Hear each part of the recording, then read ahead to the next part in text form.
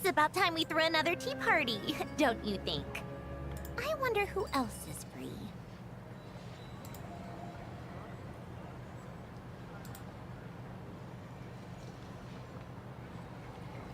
Wow, wow, wow.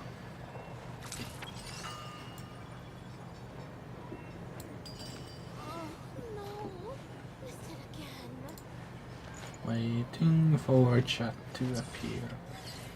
You all missed the good times.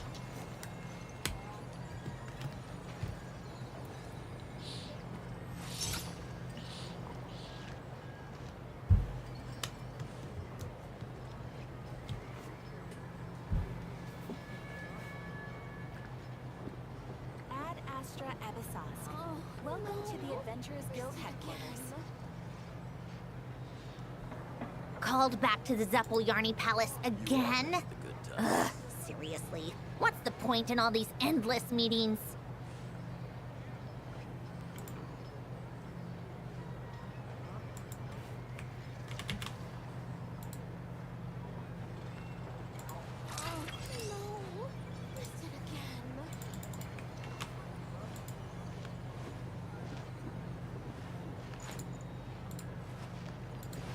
You all missed the good times.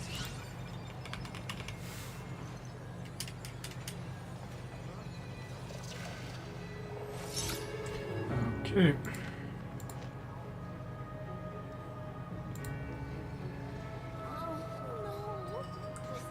And still the same problem with the chat. God damn it. You all missed the good times.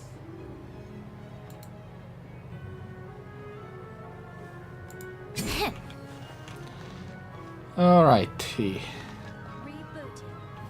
I think that is the best I can do for now.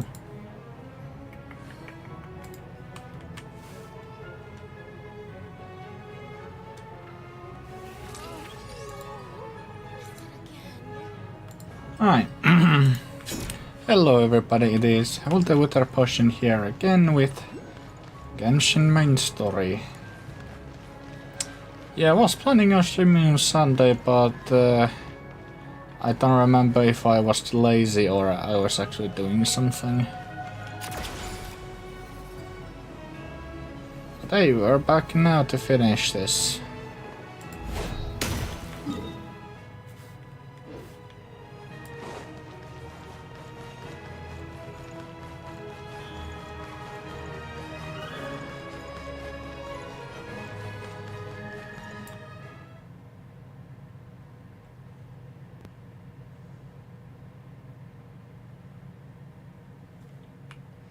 Oh.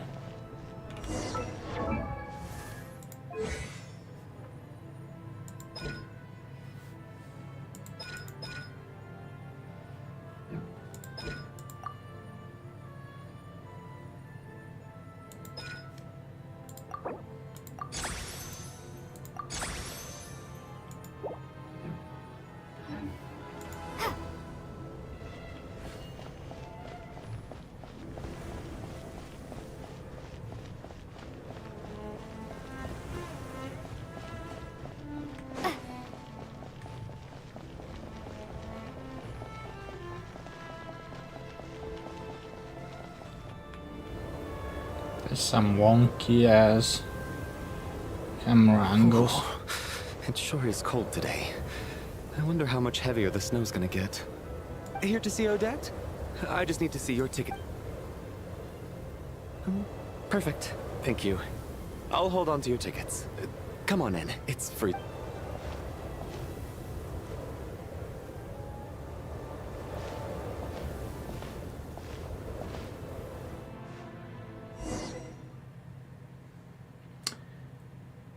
Oh yeah, we were suspecting that Odette was the one going very against I the think I'll leave the Lilac Project question until Stooge. after the show's Yeah, over. Lilac.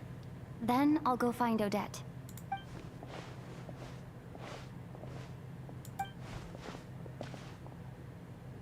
Child said he was originally going to come with Tonya. So I'm guessing Tonya's already here. Is there anyone here who looks like a Tonya? Let's see. It's a small audience. Makes sense for a preview. Mr. Chuganov's back again by the looks of it. Oh, and is that Mitya? And that Fatui officer, Valeri. Guess he must be playing cat and mouse with Mitya again. Oh no. It looks like the show's starting, and I still haven't found Tonya. Yeah, where is Ton? Okay, I am concerned now.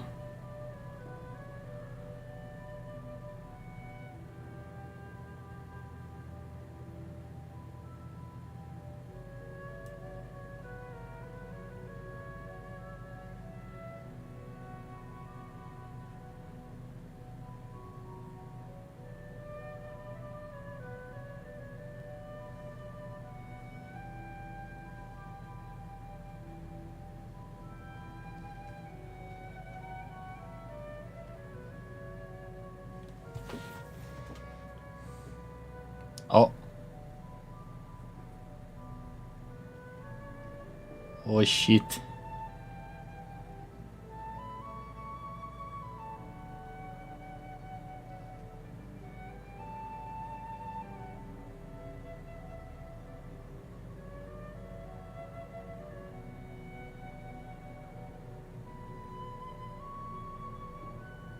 Okay, the sound like space was kind of weird. Hello, members of the audience. I'm a staff member here at the theater. Today's performance was a very special one for us, as it marks the first attempt in a long time to revive the classic Snezhnaya. To commemorate this occasion, we would love to take a group photo of the cast, crew, and audience members present today. Could I kindly ask the audience to... Yeah, oh, that must be Tonya. All right, everyone, huddle in a little more. It could be Tonya. Now, look at the camera.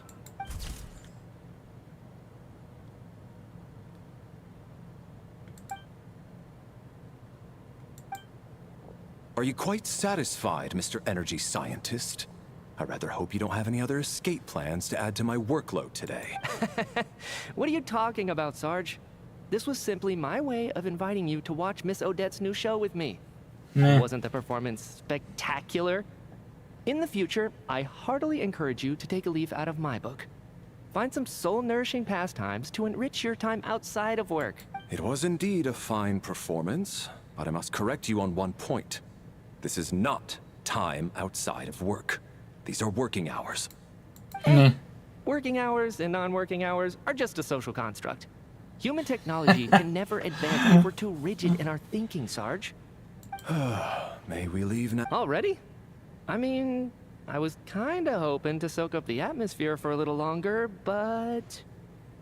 No? Okay, guess I'm pushing my luck. Didn't seem like too much to ask, but fair enough. Off we go then, Sarge. Back to the land of working hours. Lead? That has to be her. Excuse me? Are you Tonya? Huh? Your brother's busy today, so I took his ticket. Don't worry about him. He's fine. Oh, okay. Sorry for the trouble. What's wrong? No, I'm fine. Oh yeah, I don't Nothing. think the Maybe siblings she know caught a about. cold on the way here because of the weather?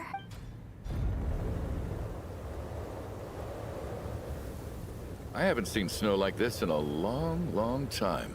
I know. It's completely white out there. You can barely see a thing. I've never seen such heavy snow in my... Let's wait it out for now. You'd be lucky not to freeze to death in this weather, let alone find your way. Well, look at that. Maybe we shouldn't be in such a rush to get back after all. What do you think? Let's wait and see. Why do you need to take it so seriously? Fate has given us this wonderful chance to take a break. We owe it to ourselves to make the most of it. Come to think of it, there's a small inn not far from here that always keeps I know the route well. Shall I head over and borrow a few blankets? That way, anyone in a... Sir, there's really no need to go to... Hey, it's no trouble at all. Wait here. On. What a kind gentleman. Very good. My wife and daughter are waiting for me at home, so I shall be heading back as soon as I get my blanket. So... Are you expecting us to go back to the Armory Palace wrapped in blank? Don't worry about that. I made arrangements in advance. Should I not return to the Armory Palace within 3.5 hours after Operation Showtime begins, an armed squad, they will escort us back. You are one of our key military personnel, so any weather-related risks must be eliminated. Operation Showtime? So, wait. Every single time you drag me back to work when I sneak out, it's a whole official operation? I gotta say, you've really turned this into quite a moral dilemma for me. It's snowing pretty hard out there. I think you should stay here for now. You seem a little under the weather. Sure. My brother might come pick me up. Time to get to work. I should head backstage and find Odette. I need to look her in the eye. Excuse me, are you looking for someone? Ah, a fan, I'm guessing? Today is just a dress rehearsal, so sorry, but that area is currently off. Huh. Bad timing, I guess. Well... What happened to the gentleman who went to fetch the blankets? I was thinking the same thing. It's Yeah, still bro snowing very is hard. probably frozen. Do you think Whatever the reason for his delay, I must say I hate nothing more than people who make empty promises and fail to do... well, I have to treat my employees like that on occasion, but that's different.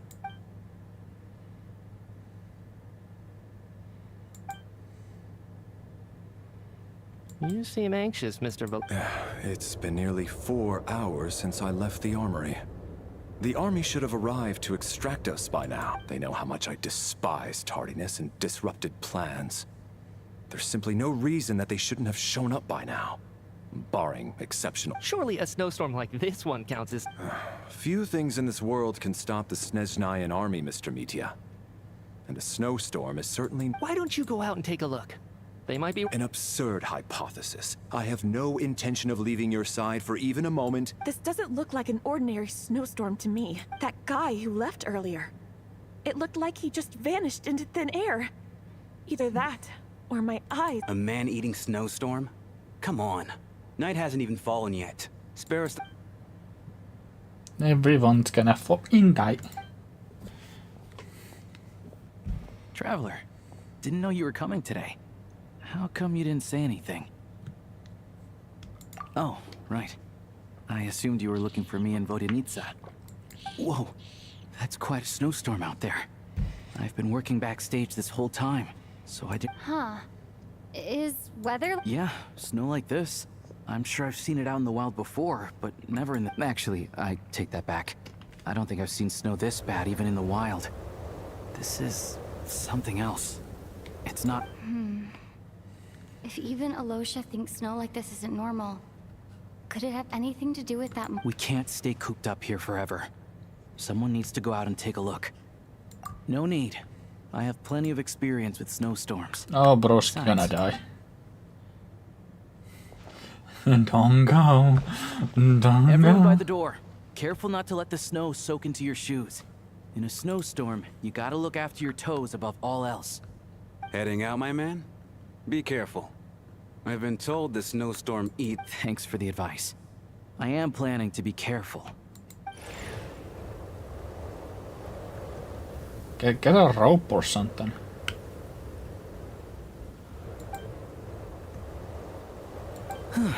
He's back! He's back! Did you see any soldiers patrolling? Something about this storm is there's no one out there. I didn't see a single soul. And something in the air gives... This isn't your average snowstorm. I suspect it might be related to recent events in our nation. I strongly advise everyone to This stay some here white till the whale snow shit dies for down. like from ReZero. Are you serious? So all of us are trapped here now? You want to go outside and see? I, for one, am not risking my neck in that weather. This just turned from a minor delay into a major hassle. We can only hope that our friend who went to fetch the blankets just ditched us and went home. Is it really that bad? But my daughter, I won't be able to read her a bedtime story tonight. Huh? What are you all Whoa! It's snowing hard. So now we're stuck here? Oh, this is terrible. Luckily, it was just a dress rehearsal today, so there aren't too many people here. On the bright side, the theater's always well stocked with supplies. If the snow still doesn't let up as we get into the evening, you can spend the night here. At least, I assume that— Fine by me. This seems like a sensible backup plan under the circumstances. My thanks to the theater for being so accommodating. What are you staring outside and praying for, my man?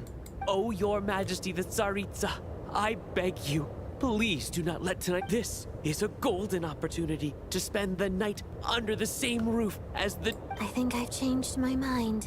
So, if you so much as look at us funny, you'll be seeing stars in a whole other way. Behave yourself, or you'll be begging for that blizzard. It's getting colder. I like We her. need to keep the indoor temperature up. Close the door and lock it tight. Let's head somewhere warmer.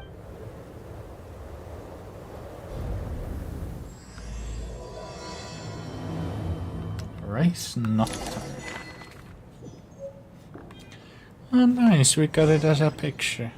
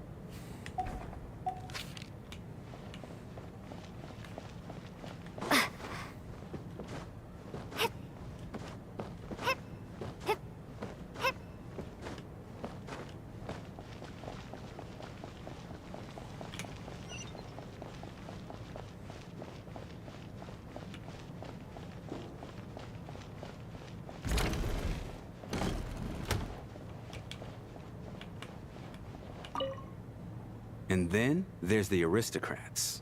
Easiest of all to deal with. You don't need to use any force whatsoever. All you have to do is show them the rope you plan to tie them up with. Do you know why? I don't. Because nothing horrifies them more than the thought of a cheap, coarse rope leaving creases on their precious million more coat. They'll do whatever you ask to avoid that fate. Unexpected, but funny nonetheless. Tell me another one. Well, look at that. I got myself a new listener. Hey there. Let me introduce myself. The name's Shram, and I'm a mercenary. The kind that gets paid to do odd jobs for rich folks. And I am Chuganov, an entrepreneur. If my name is unfamiliar to you, you will no doubt have heard of my factory, the renowned Iskra manufacturing plant. Are you really that famous, Mr. Chuganov? How come I've never heard— Excuse me? Is that a... Oh, I'll have to ask my rope later. He's probably tied up more entrepreneurs than I... Yeah, he got a bit tied up.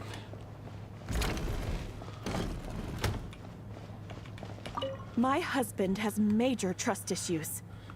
To him, I doubt even this snowstorm is a good enough excuse for me to stay out all night. That's the price of marrying into wealth. You'll get used to it.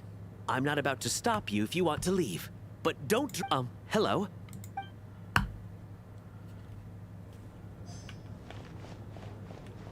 How are you feeling, Tonya? I'm fine.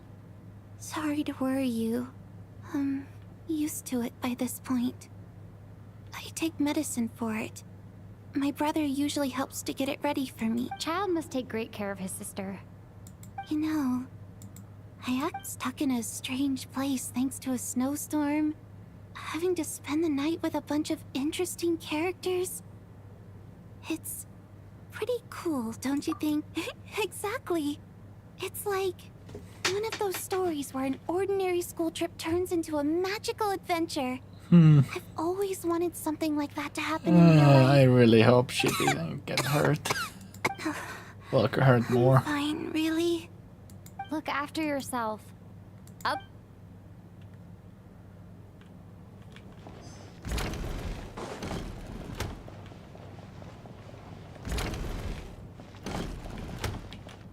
This is highly irregular. A delay of over an hour during an operation like this theoretically warrants a Harbinger-level response. I wonder what the issue is. The storm? Sarge, the day you learn to let go and just enjoy moments like this is the day you'll finally understand the meaning of life.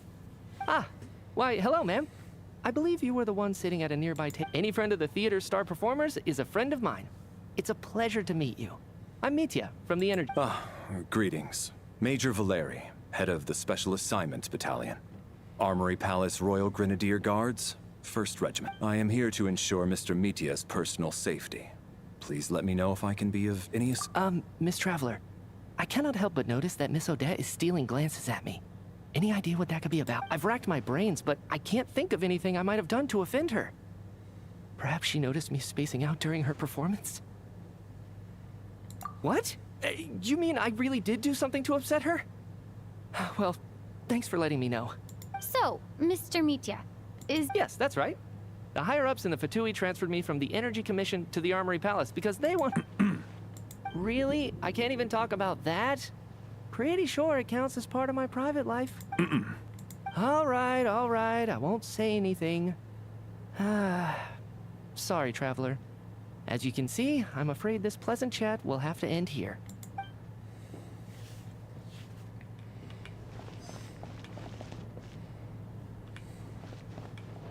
I have to say, even though today was a rehearsal and there were some hiccups along the way, Miss Odette's performance was one of the best I've ever seen. Even compared to an actual show. Oh, I couldn't agree more. Especially considering the weight of the subject matter. It takes a truly seasoned professional to do justice to a theme like love. Do you think we were coming on too strong? Odette's ignoring us like... What about you? What did you think of today's performance?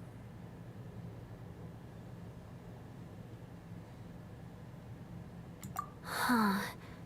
That's actually a more insightful critique than I was expecting. My mother would agree. She's always thought that was my biggest flaw. Maybe I need to work on making my... I'll make sure to save a ticket for you when the show's performance ready. This doesn't seem like the time or place to bring up the subject of Lelek. So unfair. Talk about double standards. And now it looks like I've been spotted. You know Mitya too? No, I don't. I just have a feeling that he might be dangerous. Yeah, that is actually a fair point. That is way too friendly of a smile. Never trust the overly friendly ones. I don't think it's ever been this lively backstage before. Hey, have you seen Chuganov? I heard he was coming today. Have you spoken to him at all? I'm with you. This could be just the chance we... Yeah. I gotta figure out a way to coax some more intel out of him. I want to know why he suddenly changed his stance on Project Stuzha. What exactly happened before the most recent Vecha vote? For the Rokad, or just out of person? There are other people... Don't say the R word. Oh, damn. How's it looking, Alosha? No change from this afternoon. Heavy snow with no sign of slowing. May I have your attention, please? The storm is unlikely to stop tonight, and it'll be even more dangerous outside at night than it was. We at the theater owe everyone here a duty of care. Therefore, we strongly suggest that you stay on site overnight and avoid going outside unless, in a few short moments, we'll give you a tour of the theater's various quarters. You can choose to sleep in the VIP room, the office, or backstage. Or on the stage if you'd prefer. I'll pass on sleeping on the stage. What if the snow is stopped by tomorrow morning? The early birds in the audience might think we're part of some experimental new show. A drama about sleeping? That could be fun. Maybe we could come up with a title for the production. What? Gotta admit, I didn't get that one. Anyone who doesn't wish to sleep on the stage, please follow me. I'll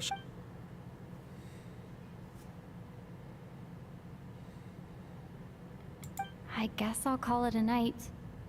Though, I'm sure she'll be worried that I haven't made it back yet. But as long as she looks out the window, she'll probably... I wonder if she's feeling any better yet? At least she hasn't been getting... Oh. Dream.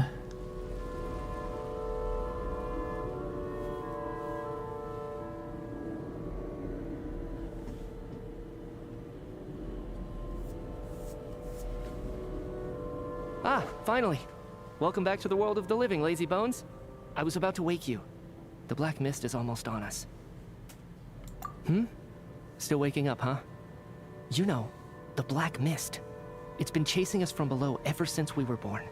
You're just dozy. There's no way you've... Come on, let's keep heading up. Here we go again. The endless march towards survival. What's going on? That black mist down there is creeping me out. The Black Mist cultists believe that being swallowed by the Black Mist leads to everlasting peace. But if you ask me, they're just lying to themselves. We're the only heretics left. The only ones who refuse to give in. We have to keep going. But how do you actually know that they're wrong? Dangerous question there, Torgov. The moment your faith wavers, you start a chain reaction that ends in the collapse of your will. Put the question out of your mind. Stay strong and believe that the Black Mist means certain death. Okay, but it's not my mind that's the problem. I can't do this anymore. I've had enough of being forever on the run. What's the point? All this will pass eventually, I promise. Keep fighting. It will be worth it. You accuse the Black Mist cultists of being liars. But you're lying too. There is no end to this path. It keeps going up forever. The cult of the Black Mist has poisoned your mind, Sobolova. Are you thinking of giving up as well? I am. I think I'll take my chances with the Black Mist over this perpetual... As much as I detest the Black Mist cultists, Then I bid you both farewell. Let me put my personal opinions aside for a moment and say, I hope that you both find peace within the Black Mist. Fate always appears so impossibly complicated. Their fate was sealed from the instant they entertained doubt. From then on, the outcome was both inevitable and irreversible. Let's go.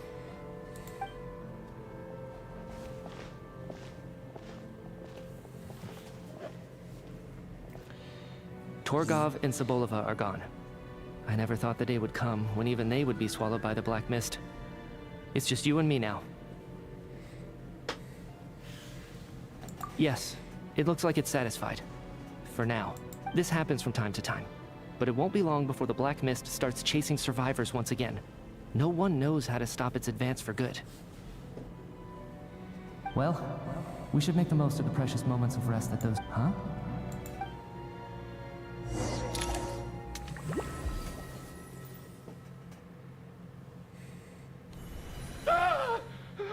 What is it, Chuganov? Is it morning already? What's all the sounds like it's coming from next door. I should check and see what's...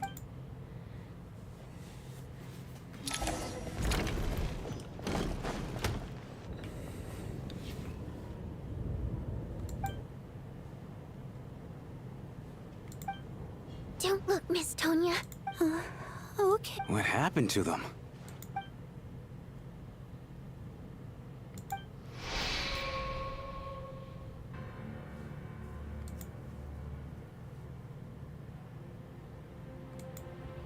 These two people have passed away. And the strange thing is that somehow I knew this was... Have I seen this moment before? Or did I have some kind of premonition? Let me take a look.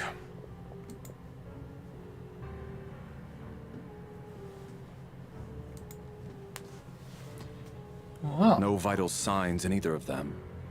They're dead. The cause of death, however, remains unclear. No wounds on the bodies, no signs of a struggle, and no skin discoloration caused by the buildup of toxins. But just last night, they were chatting and joking away. This is so sudden. Could they have had pre-existing medical conditions? Even then, the odds of them both dying of sudden complications on the same night are extremely low. It's hard to believe that they died of natural causes, nor does this appear to be a suicide. Who was the first to discover the bodies? It was me. But these deaths have nothing to do with me, officer. I got up early because I wanted to see if the snow had stopped. Then I noticed that the door to this room was open, and it looked like there was a man and woman inside. I just went over to see what was going on. I had no... I can corroborate this. I was doing my morning exercises near the stage. And I can also confirm that I didn't see a single person approach that room. The snowstorm was raging all night, and it's still going now. There's no way someone could have come in from outside, correct? You mean an intruder? No, not possible. I slept by the door last night as a precaution. There's no way I wouldn't have noticed if anyone had tried to open it.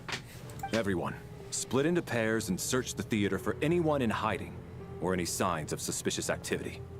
I'll follow up with a...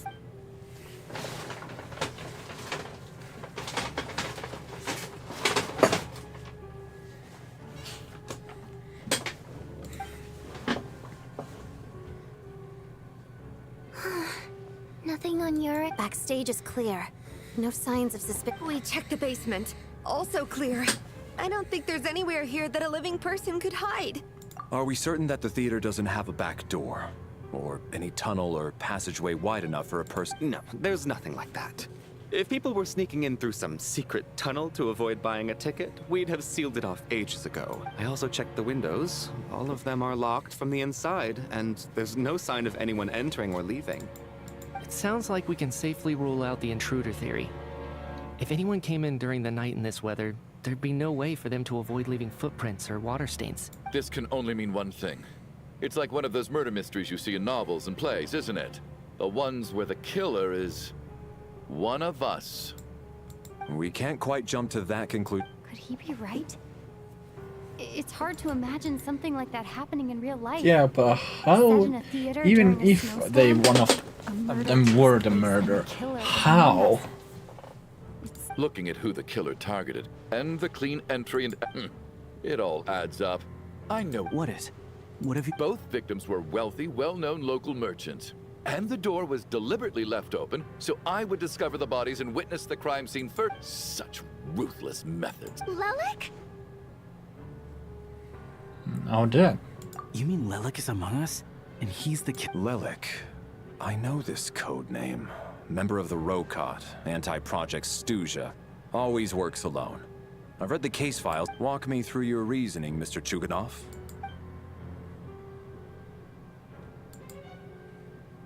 What now, huh? What now, Lelik? What more do you want from me? I already voted against Project Snezhnaya at the Snezhnaya Gradventure. You snuck into my house the other day while I was asleep. Left a threatening letter. And I did all that you asked. But Project Snezhnaya cannot be so easily shaken. Not with the root. So he really was threatened by Lelik. And now you're resorting to murder to threaten me. Isn't that right? I knew it. The Rokot despises the rich. The lives of the wealthy are but refuse in your eyes. Yeah, I don't think they would be stupid enough to murder here.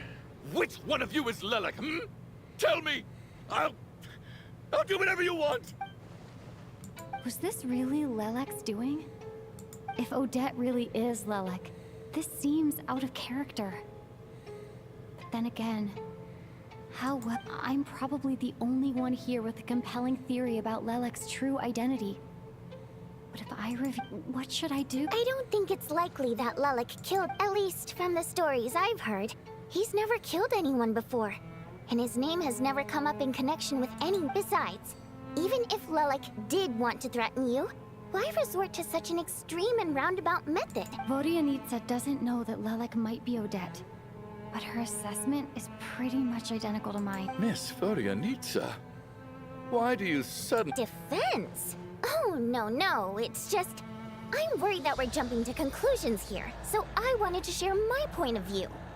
Also, I don't think the Rokot is as bad as you're making it out. Well, if you think I'm so wrong, what's your The case is still evolving, Mr. Chuganov.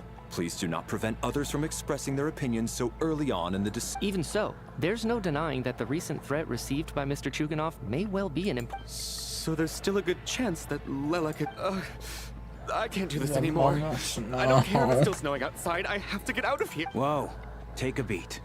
We all know it's far too dangerous out there. Even the soldiers couldn't get to us. Go out that door, and you might not live to tell the tale. And whoever this Lelik is, They're surely not going to murder anyone in broad daylight. Danganronpa time. You're Oh, safer yeah. inside. As much as I regret having to say this, I'd like everyone to cooperate and refrain from exiting the premises until further notice. Because as things stand, every one of us is now a suspect. Unless anyone has further information to share, let's adjourn for now. Feel free to keep searching for clues, but make sure you don't go off alone.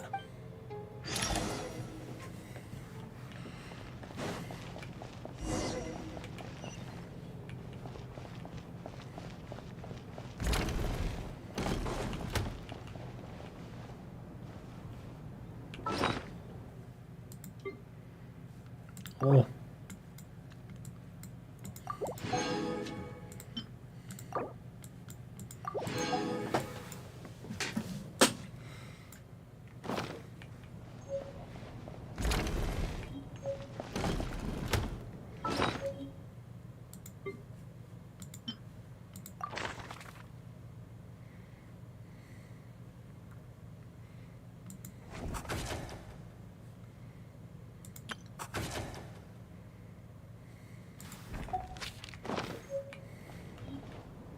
You're right. That was my bad.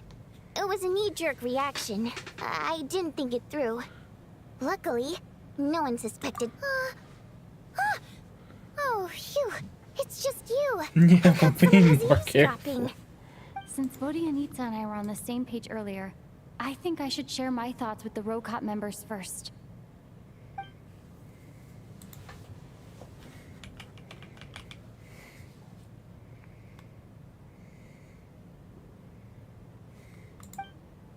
Whoa. Are you serious? I don't know if this counts as gossip, but it's definitely on track to be the juiciest this whole year. Odette? Really? Odette? Oh god, how dumb does this make me look? Lelek has been right under my nose this whole time, and I didn't know— Actually, it's exactly what you'd expect. Sometimes, hiding in plain sight is the best strategy. And now that you mention it, the more I think about it, the more sense it seems to make. It all adds up. What are we up to now? 1, 2, 3, 4... Odette's identities. She's my coworker, specifically a ballerina, and also a Fatuz, a member of the Rokot. Now, Lelek. It must be so exhausting. I just want to give her a— I guess since I've always known her as a member of the Fatui, it never even crossed my mind that she could be involved with the Rokot. Let alone be— I don't understand. If she's with the Fatui, what reason could she have for being so opposed to Project Stusha? Probably best if you ask her that in person. Well, since you waited until now to bring this up instead of announcing it to everyone earlier, does that mean we're all on the same page here? Yeah. Lelek may not follow orders from the Rokot leadership, but as far as I'm concerned, she's never crossed the line. If anything, her actions benefit the poor. We need to confront her. Do you think she'd really admit to being— I don't know. We'll have to see how—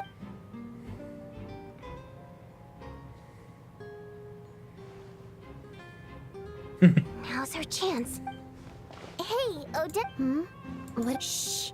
Keep your voice. So, You're Lelek, aren't you? Alright, fine. You don't have to say anything or explain None of us believes you'd kill innocent people.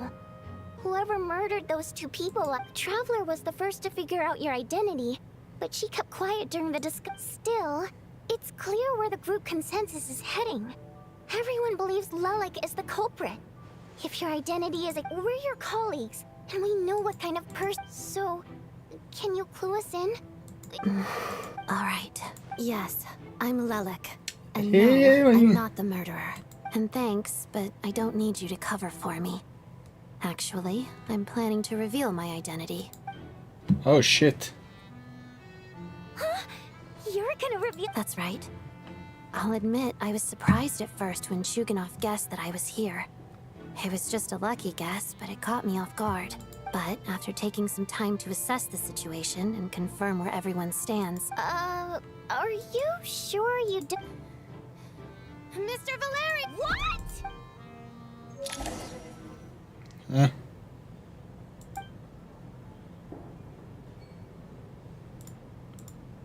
So... I don't know what game you're playing, but you've got a lot. It's just one identity. So what if it's exposed? I can disappear and adopt a new identity anytime. I made my peace with this when I chose to become Lel. But more importantly, I promise I am not the murderer. So, if anyone still insists that I did this, you'd best produce. Otherwise, I suggest that you bite your tongue. Because if you really believe I killed 2 people without making a sound or leaving a trace, pointing fingers at me would surely only make you my next target. Is this really the truth? That's confidence, all right. I believe you. A real no-nonsense attitude. I can see why Marionette said that she's on track to inherit the title of the... Are you seriously buying this? Hey, officer! She just admitted to being Lelik.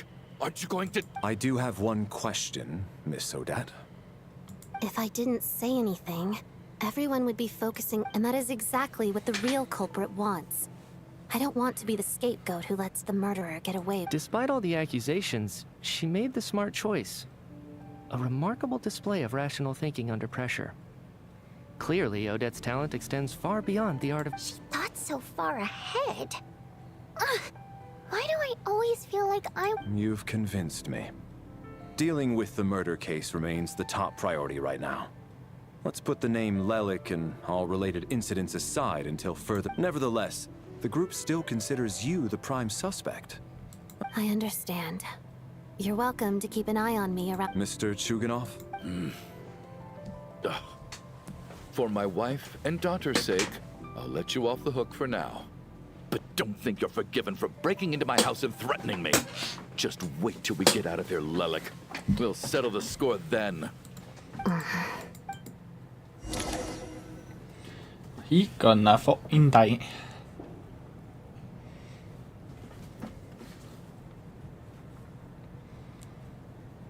Good work, Lelek guard team.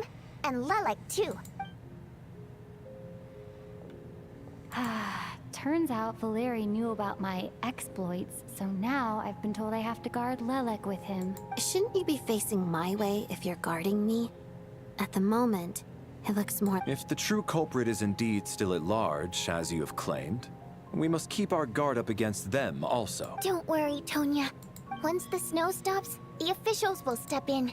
The investigation... But... once... You're gonna miss us, huh? Well, some of us work at the theater, so we'll still be here. I'll even give you...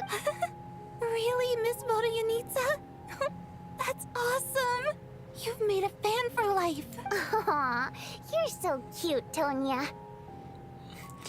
Yeah, Tonya Alright, is precious. let's swear to it.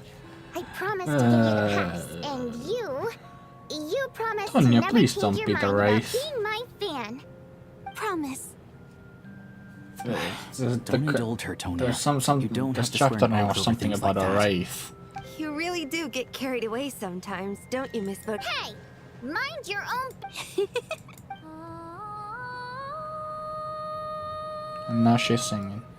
Don't be nervous, Miss Water Imp. Everyone's here. There's nothing to be... Excuse me?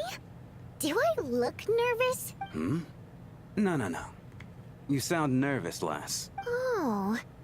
Wait, but how... Okay, plenty of people know that I'm a water imp, but still... How come you understand our primary mode of expression? Primary mode of expression. I've not come across that concept before. Well, it's just...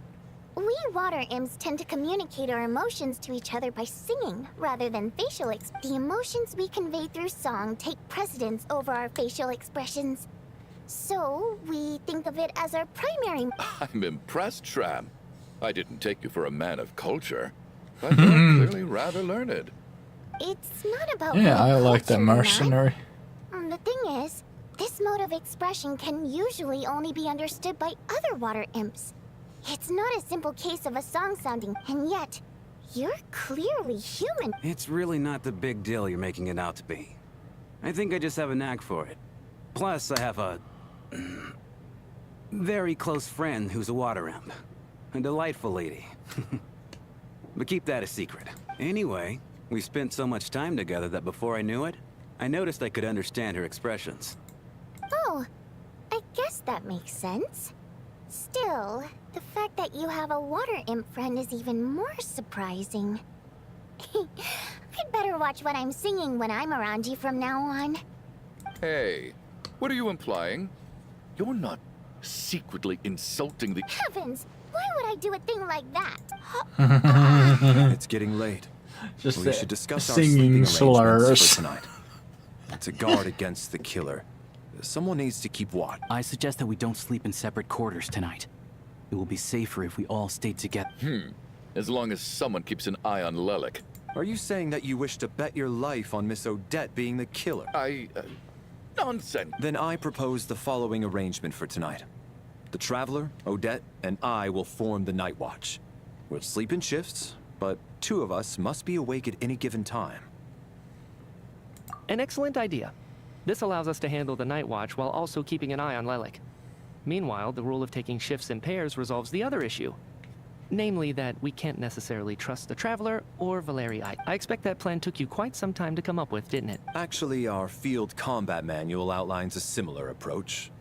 Although the scenario there involves guarding prisoners overnight during field opera. That being said, I must clarify that I harbor no disrespect towards you personally, Miss Odette. In fact, Lelik's numerous covert operations make fine textbook examples for military agents. I care less about respect and more about the fact that you just robbed me of 2/3 of my sleep tonight. I'm calling Brr. dibs on being the first to rest. Good night.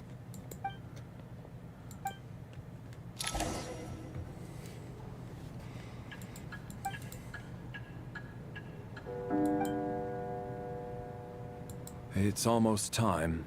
We should wake Odette. How are you faring?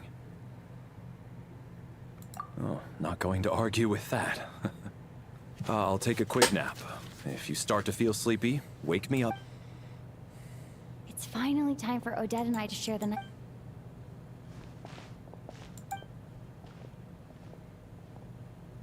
I came here to get information from her in the first place. How long are you gonna keep staring at me? Couldn't sleep. Plus, there's something I've been meaning to talk to you. I had a hunch that you wanted a conversation too. Let's take the...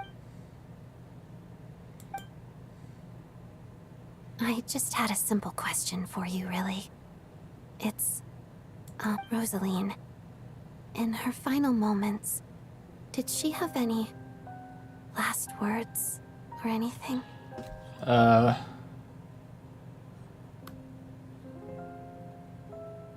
I think she had, I just forgot. I see.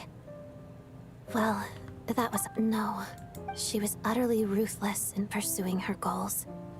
That kind of person should be hard to miss. And yet, even though I never approved of her methods, and she was an abrasive person, the fact remains that I am indebted to her. Oh, she told you. I guess that makes sense. I think she and Rosaline were on pretty good terms. Yes. Rosaline wasn't the kind to gossip about this sort of thing. Not that it's any huge secret. When I was a child, I had to join the Fatui for the sake of my mother and me. I trained under Rosaline. It was extremely grueling. And it didn't exactly come naturally to me. All I could do was try to ignore the biting cold and practice. I was a newcomer who'd managed to make a good first impression on a harbinger. There was pressure to live up to her expectations. To be worthy of the fair lady's reputation. Every day was a struggle against the cold, pain, and fatigue. And most nights, I struggled to fall asleep. After enduring all that, I've become almost immune to the sensation of pain. That's not good. That was the cost of survival. Surely, any child who had to experience that would grow to hate her lot in life, don't you think? So, I put an equal amount of effort into my ballet. Because in my young mind, That was the only way to defy my... It was my way of telling her. The Fatui's demands and your expectations of me are not what I wish for. I think she probably blamed my poor performance in training on my passion for ballet. One time, when I was secretly practicing a dance at night, she suddenly showed up. I knew she was there to catch me red-handed. I told her, "You don't deserve to watch the dance I learned from my mother." She looked stunned.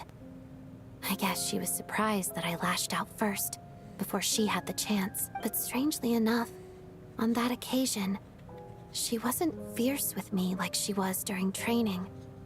Instead, she fell silent for a moment, and then left. After that, she never interfered with my dancing or asked me how it was going. She never came to watch me dance again either.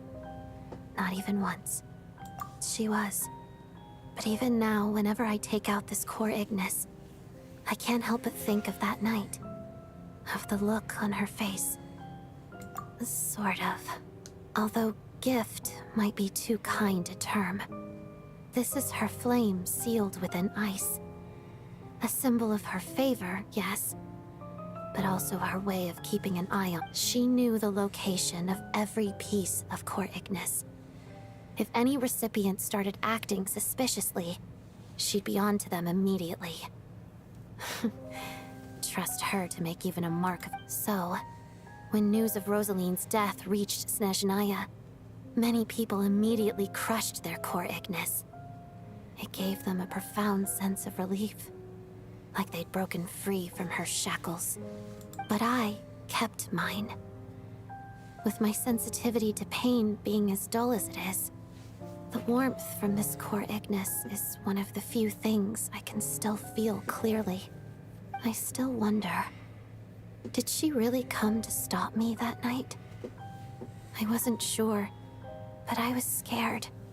So I said some really awful things. I guess she didn't leave anything behind. Not that I expected her to.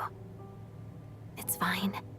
It's just a bit of a shame that we couldn't She did.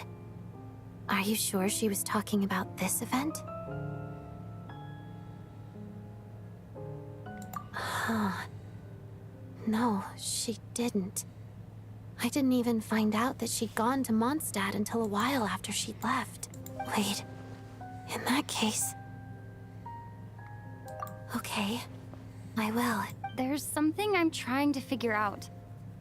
I'm beginning to suspect that Paimon's mystery illness is being caused by the energy research behind... Paimon's very important to me, so I have to get to the bottom of this. I figured that... The ultimate goal of this energy experiment is to create a weapon. The weapon's construction was completed in Nodcry. Now, all that remains is to arm it with a sufficiently powerful energy.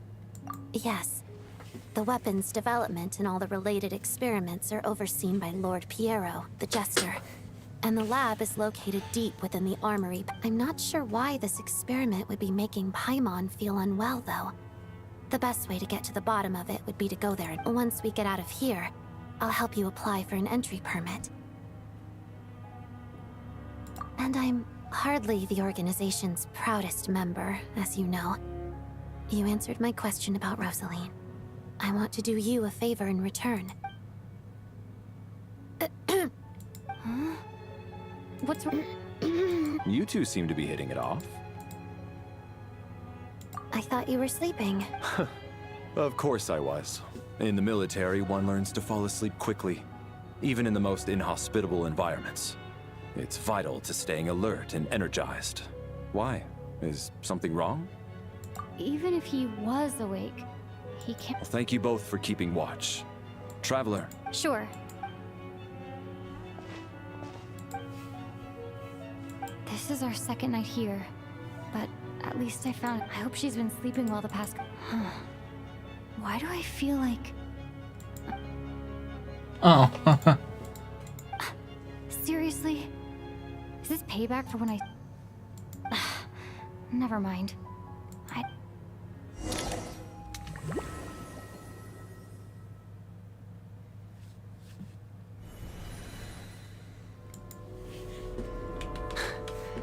Hey, what are you spacing out for? Are you reaching your limit too?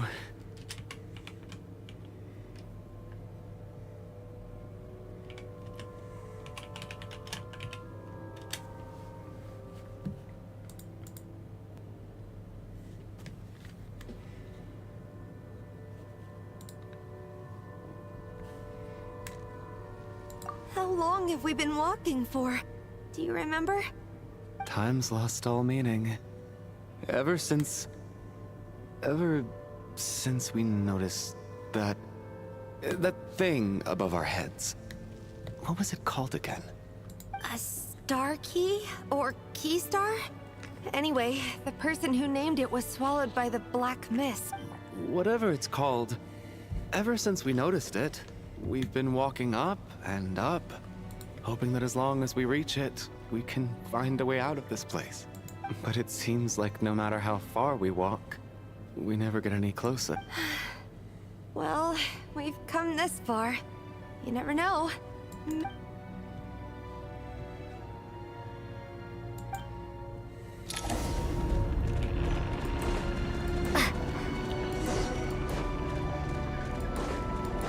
Oh boy. Monsters! Watch out! Not again! I've lost count of how many times we run into them. Be careful.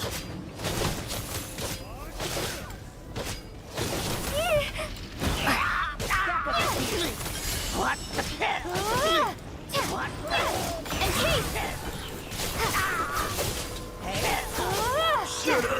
the? Run faster. What?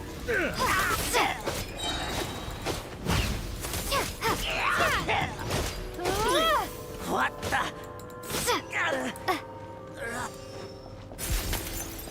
Oh.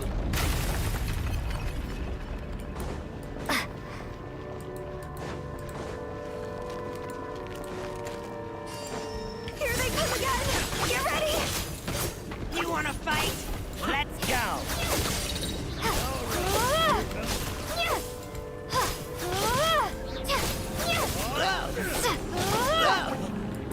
Oh, okay, that works.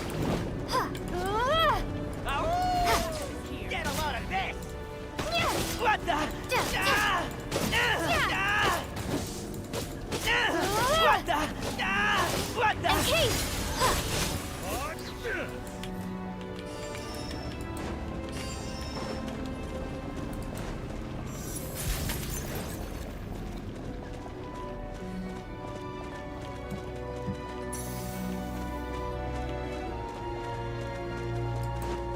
We got ourselves a... Monsters ahead of us. The black mist behind us. It feels like there's no escape.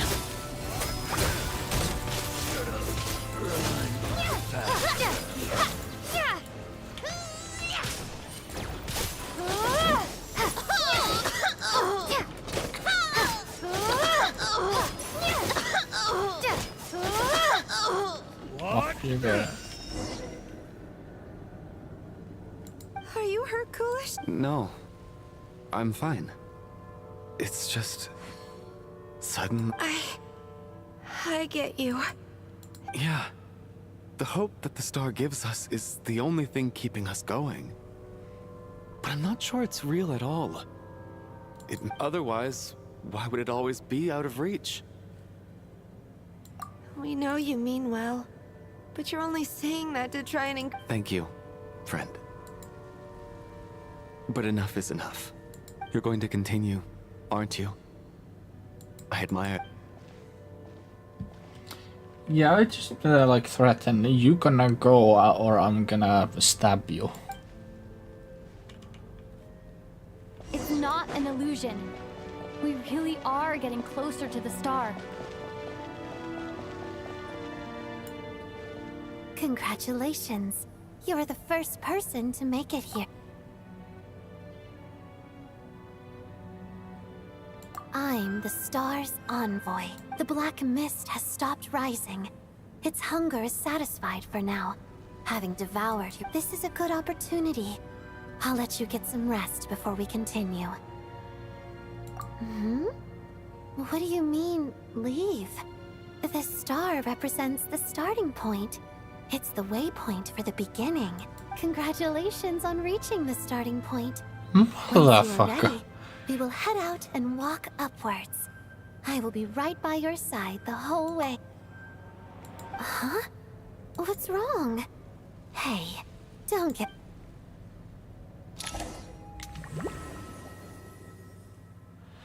Only the fucking start? Rampana! Rampana! Is that... Coolish, wake up! Please!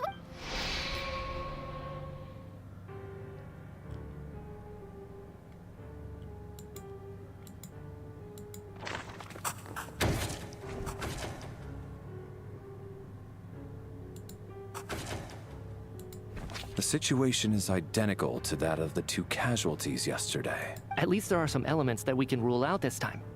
They slept on the stage with everyone else. So I suppose the surrounding environment can't be a relevant variable. Rampana. Weren't some of us keeping watch last night? 3 of us, in fact. How could you... I'm as confused as you are.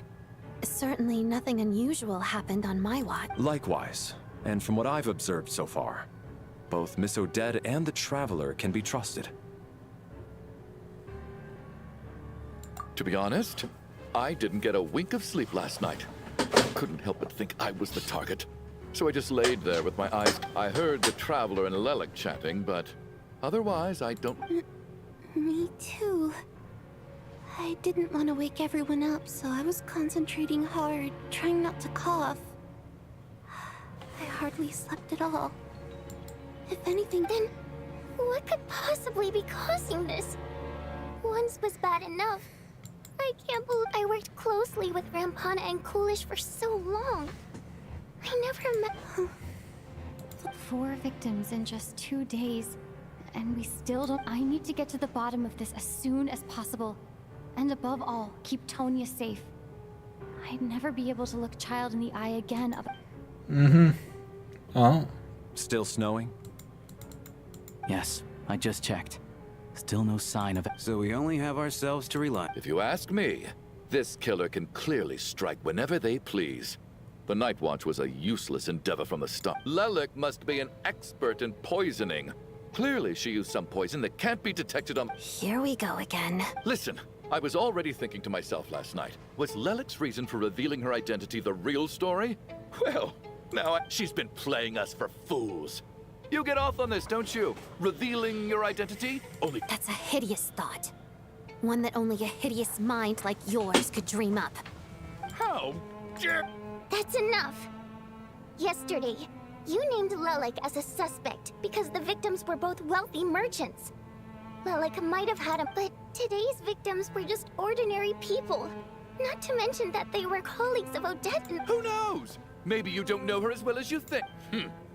I implore you all to ask yourselves, how many people are there really in this world that have what it takes to kill another person? Lelik is well known to be a ruthless operator, and now she has revealed her identity.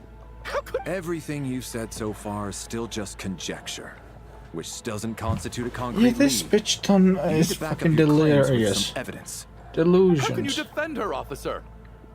What did she say to you while you were on... Maybe I shouldn't be so surprised.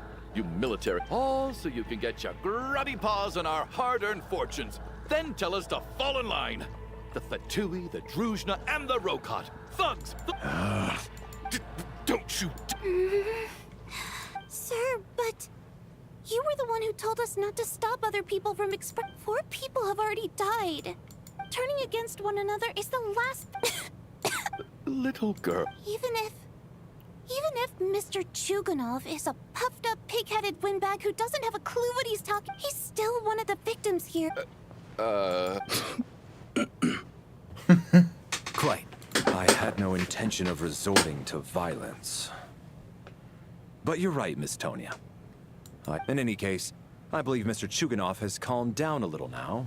We may resume our discussion. I don't think there's any need for that. What is there to discuss? Nothing about this situation. Did you have an idea, Mitya? You're the brainiac here, right? I've been mulling something over. All the leads we have so far concern things from outside the theater. Miss Odette's alter ego, the threats Mr. Chuganov received. But then there's the 2 double murder crime scenes themselves, which have given us absolutely nothing to go on whatsoever. That's highly unusual. Even with the most careful killers, there's always some... So what are you suggesting? I think this could be a supernatural event. It isn't characteristic of human-on-human homicide at all. Correct me if I'm wrong, but aren't you supposed to be a scientist? That doesn't sound like a conclusion someone like you is supposed to make. I got into scientific research because of my insatiable curiosity. But if the present situation defies all known scientific explanations, I don't mind shifting my curiosity toward the paranormal instead. Now that you mention it, I remember when I first came to the theater. I heard rumors about this place being haunted. Haunted? Yeah, I think I heard the same thing. But I mean, they're only rumors, right? We've worked here for years.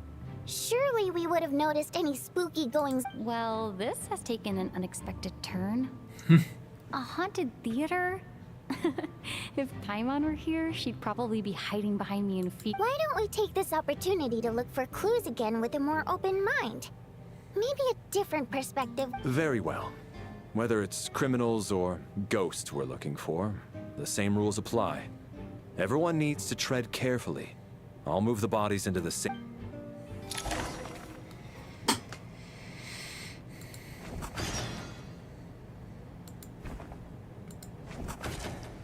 Yeah, poor Polish.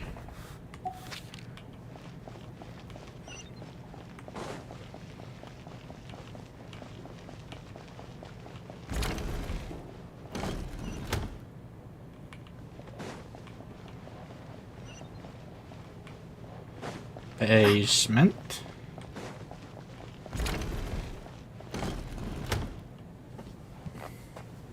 Ah, Traveler. Since you're here, come take a look at this. Alosha found it. We're both curious to hear your perspective. It appears to be an investigation report. And the focus of the investigation was the rumors of haunting we heard.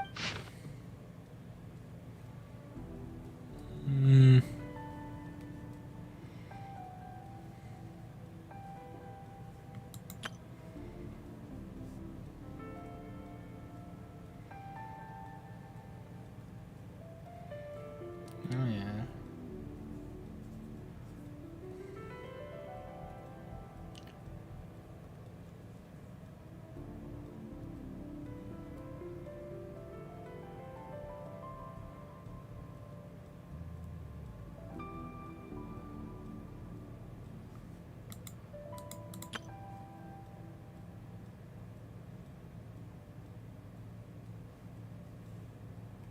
Huh. An investigation report, huh? Looks quite old. Huh. This person's name looks to be of Sumeru origin to me. Was the investigator from Sumeru? The theater manager must have hired an investigator once specifically to look into this issue. But it doesn't look like anyone ever looked at the report. Presumably, the manager wanted to know if the supposed haunting was dangerous, while also being fearful of word getting out in case it affected the theater's business. Anyway, the bottom line is, the haunting is actually real after all. It's caused by an obstruction in the ley lines. Is there any chance this is the key to finally making some progress with the murder? Ley line problems are pretty unexceptional to me by this point. And while it certainly offers an explanation for the ghosts, it's hard to imagine what connection it could have to these 2 murder cases. Some of the language that appears at the very end of the report caught my eye. Angel civilization, ley line renovation? My area of research doesn't touch on any of that, so it's completely outside of my wheelhouse. Huh? A piece of paper just fell out from the report. It landed right by your feet.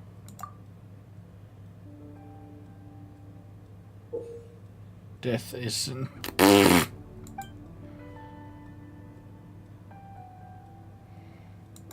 How unnerving.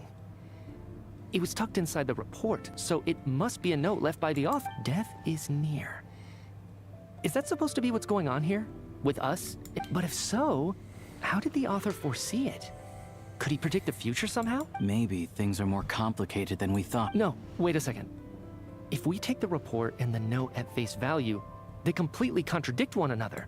The report definitively concludes that the hauntings in the theater are harmless and cannot affect the real world. But the note seems to be warning. The question is, what exactly does the note mean by death?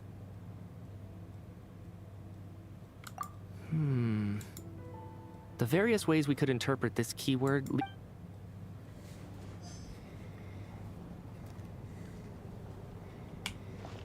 That was certainly interesting.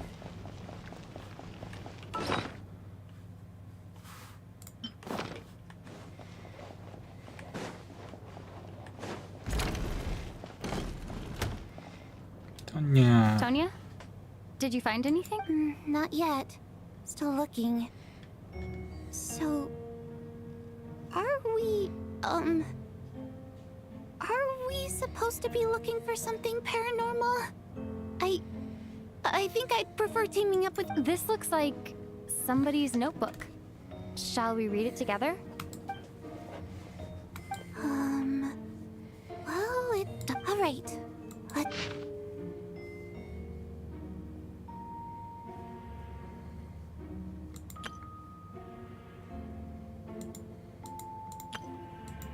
Huh. This has to be Vodyanitsa. Maybe it's a little rude for us to peek at this. I feel like it sounds like she's writing this for her parents, right? I don't understand. Why put this stuff in a notebook instead of mailing it? Because her water imp parents belonged to the aristocracy, who were driven out of Snezhnaya by the Tsaritsa long ago. And now they live somewhere new, where the postman can't get to. I can explain. It's fine. My fault for not storing it properly. I can't leave things lying around and expect them to get ignored when everyone's scouring the place for... Alright, give me my notebook back. I'll take over the investigation in this room. Yeah.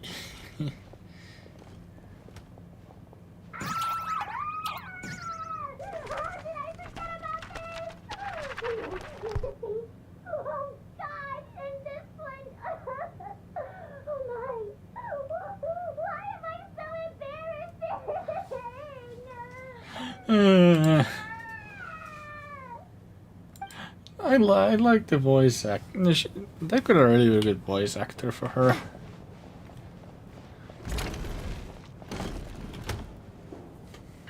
Valeri, come take a look at this. You too, traveler. Some sort of notebook. What is it for? It's the on-duty logbook for the theater. Kulish was the main person to use it.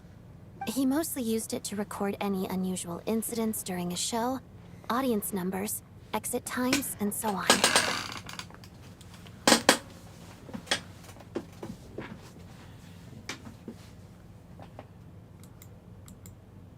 Yes, he'd always have this logbook with him when he checked tickets at the entrance. This should confirm a lot of key details about the recent show. Yes, the number of people. I've checked and double-checked, but the numbers just apparently... We have an extra person among us. Are we certain that logbook is accurate? Could someone have sneaked in without buying a ticket or something? Unlikely. Kulish took his duties not to mention that this was a dress rehearsal, meaning smaller audience numbers and tighter ticket restrictions than usual. Everything would... We no longer have our tickets with us, do we? They got collected on entry. Unfortunately not. The theater recycles tickets. Once people are in the door, they don't tend to leave until the show ends, so we collect the tickets at the point of entry. Still, I'm inclined to believe that this discrepancy in the head count is significant. Did an extra person just materialize out of thin air? That is concerning. If we take all this together, it's not impossible, is it? If anything, it's the natural conclusion. Oh, I beg to differ. This sounds to me like a product of a researcher's vivid imagination. And perhaps it's because I'm still viewing this through the lens of a typical murder investigation. But still, I'm struggling to be persuaded by your theory. Does it really sound that far-fetched? Alright, well, let's treat that as speculation for now. I do agree with what you've said, so let's go with your idea for now. Good. Okay, now that we finally have some stream should meaningful still be leads, going, eh? I think it's time to reconvene. Yeah.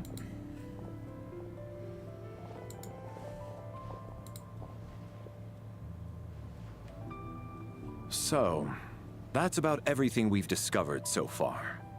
I'll share my theory first. Based on what we've learned from the logbook, I believe the extra person among us is most likely the killer.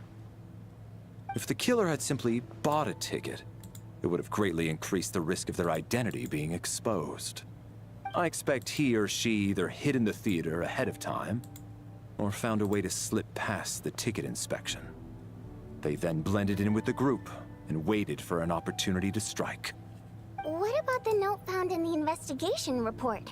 Any thoughts on how that fits in? The killer may have simply planted it there as some sort of sick joke. I've seen my fair share of psychopathic killers. They love playing cryptic mind games. So, it has nothing to do with the haunting of the theater after all. This theory makes sense to me. If we have an audience member unaccounted for, chances are they didn't come here to watch the show. Could it really be that simple? So, in other words, all we have to do is find out who got in here without a ticket, and all our problems will be solved? Then let me make one thing clear. All the theater staff should be well aware that I came here for the rehearsal legitimately, yes? There's no way I'm the one who didn't have a ticket. It's true. I hear you used every trick in the book to get a hold of that ticket, too. Everything short of throwing a temper tantrum and rolling around on the floor at the entrance. I most certainly did not degrade myself in such a way. Probably a stupid question, but I might as well ask. Did anyone here get in without having their ticket checked? Guess it was naive of me to expect them to just admit to it. Especially after the unprompted Lelic reveal. Once was already a miracle.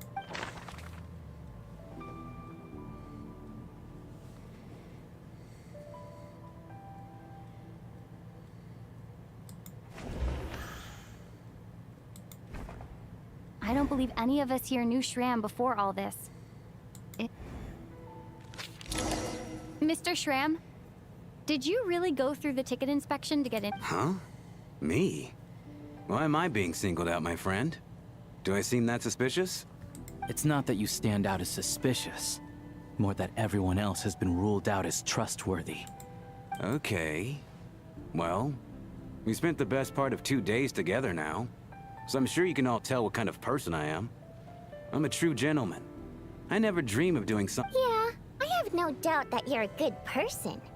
But the problem is, none of us here actually know you, so... Although, actually, what was it you said last night? Yeah, you're friends with that water imp.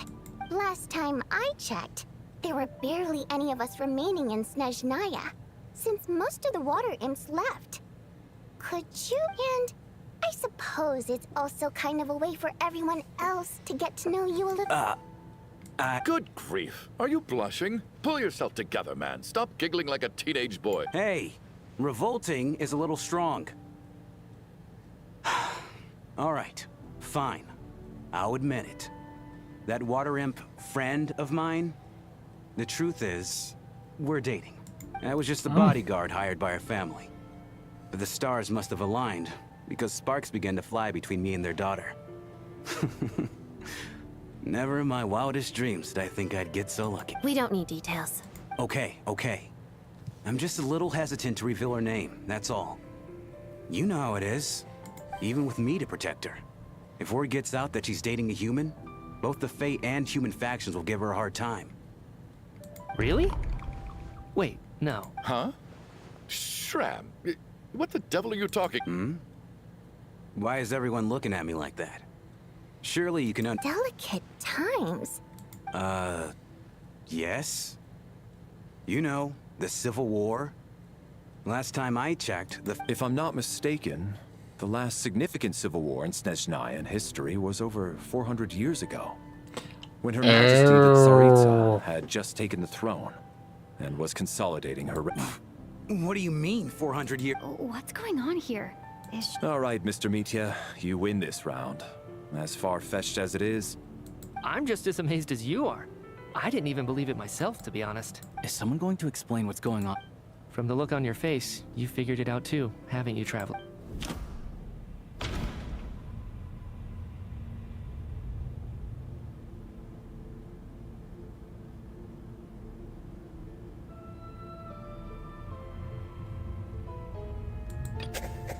that seems to be the case.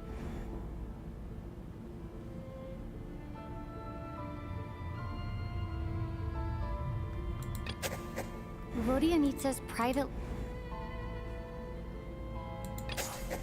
The theater's ley lines have been modified to block souls within its grounds from returning to them. Mr. Shram's statement proves he's from hundreds of... And, according to the investigation report on the theater hauntings, Mr. Shram is very likely a lost soul wandering the theater.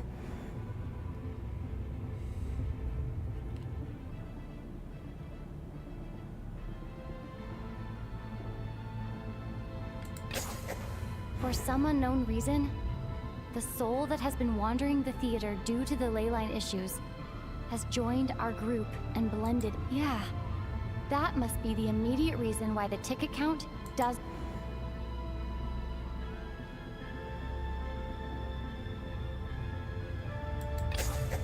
The contents of the investigation report have been verified. There are indeed leyline issues and wandering souls in the theater. Death likely symbolizes the deceased. Mr. Shram, for instance. Death is near. Huh. That must mean that there's a dead person in our midst. That's the truth, isn't it?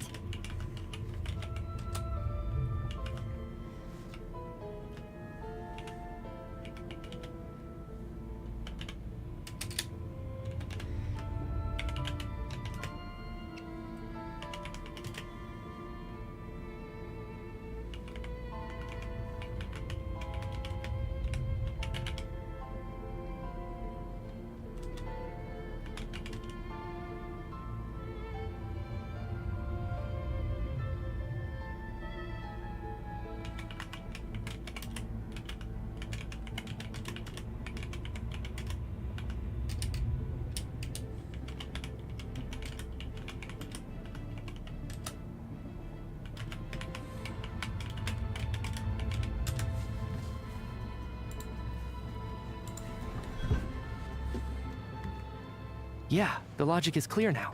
The investigation report said that there would be souls stuck wandering around the theater because the ley lines were cut off. Mr. Shram must be one such soul who died in the theater a long time ago. In which case, that also makes him our extra So when the note said death is near, it must have been referring to death as in the deceased. People who died a long time ago. Someone who died. In short, there's a dead person among us. The extra person we've been searching for. You mean I'm a ghost? No. Don't make joke, but even if I was dead, I know for a fact I didn't kill anyone these past 2 nights. Yeah. Even if all that's true, the report also said the souls inside the theater can't affect reality, right?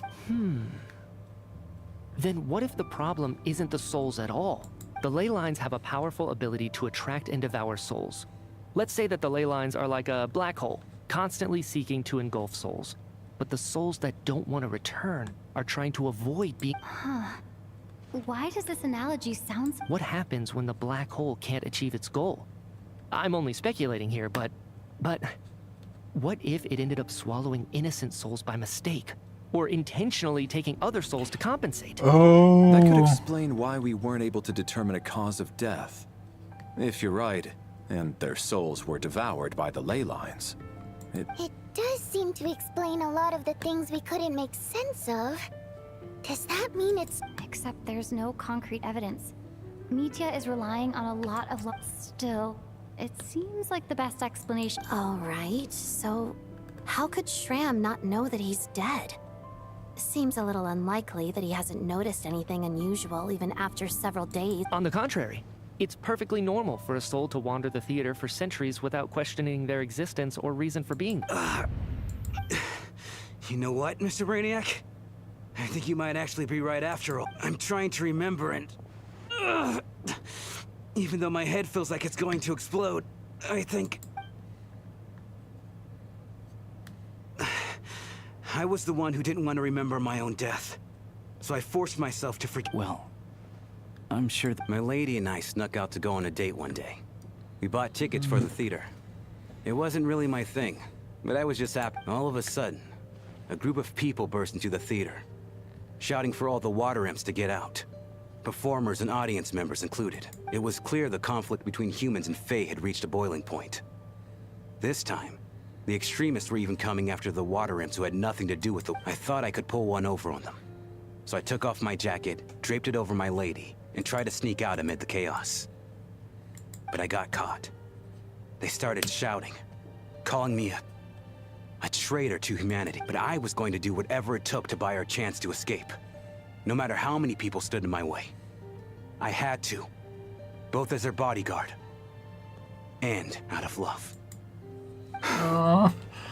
Genshin, It's stop all right, making me then. cry. You can stop there if you want. You don't need to dig all that up again. It's just... Even now, I'm still struggling to accept the truth. How could I... be dead? If I'd known I was a dead man walking, I wouldn't have dragged you down with me. If I'm the cause of all this death... But... No. I refuse to be a burden. I know what I have to do. You said I've been wandering the theater for... I guess it's high time I got a breath of fresh air. Out there, I mean. I'll leave this place. Mr. Schramm, I'm sure we can figure out a different course of... My good sir. We both know I'm not supposed to be here. I should have accepted my death long ago. One way or another, this has to end. Unless you're saying this goes against another one of your military principles. No, I'm speaking on a personal level. Let it go, man. Oh, wait. One last thing. Miss Waterimp. My lover. Her name was Litia. Litia Ozarova. Ozarova. Oh, Auntie Ozarova. That's what we all called her. I remember her as a very kind elder. She had a bunch of kids. I'm so glad she survived. And she had lots of kids? Good. That's... good. I could hardly expect her to stay single just because of what happened to me, right? As long as she went on to be happy. That's all that matters. Besides, Man, why I'm does dead. this tug on my My soul's heartstrings? been wandering around here for so long because I was worried about her. But now, I can go without regret. There's no need to see me off, my friends. I've enjoyed our time together over these past few days. Perhaps we'll meet again in the next life. Goodbye. You're a good man.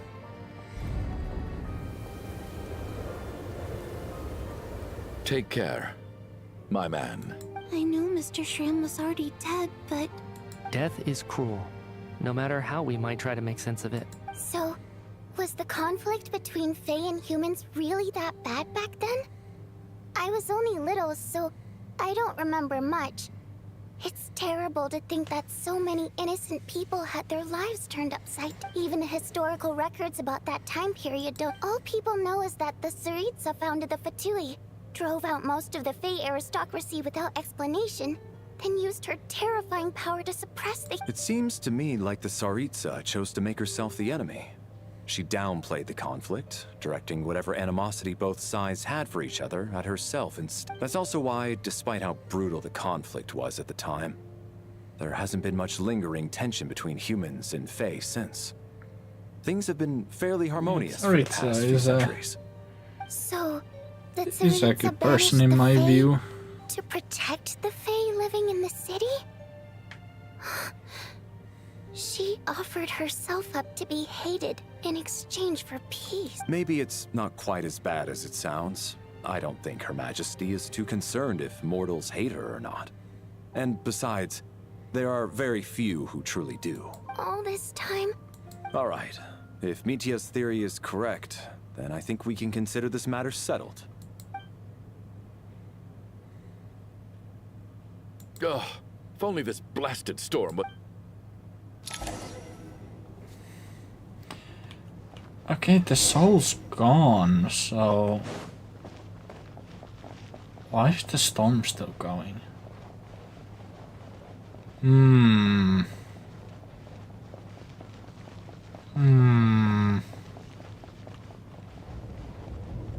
Well, let's see.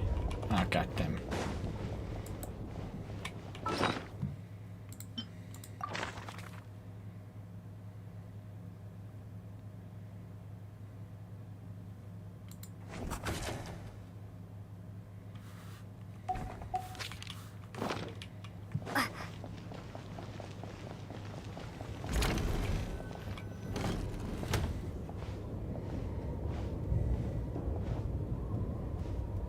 Looks like now we can just rest until the snowstorm stops. I still can't believe Shram turned out to be a ghost who'd been in the theater for hundreds of years.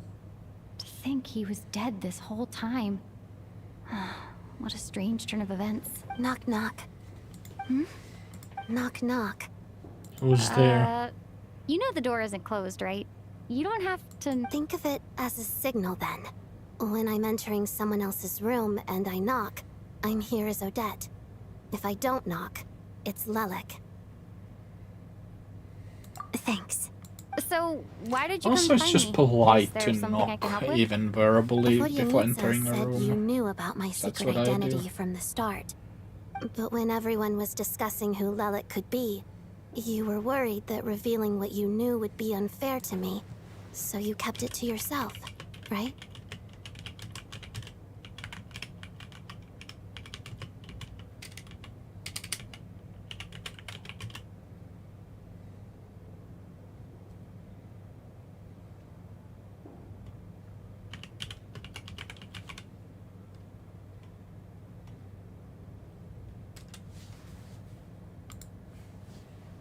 Yes.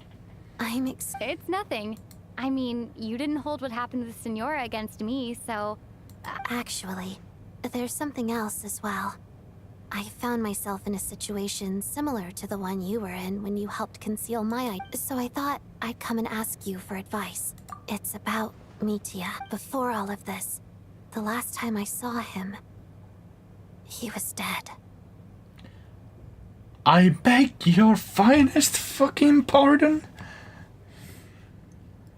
As I'm sure you know, my goal as Lelik was to stop. Well, when I found out the tech lead for the experiment behind Project Snezhnaya was Mitya, I immediately started planning to track him down. I often saw him around the theater, but I soon concluded that making my move there would risk exposing my identity.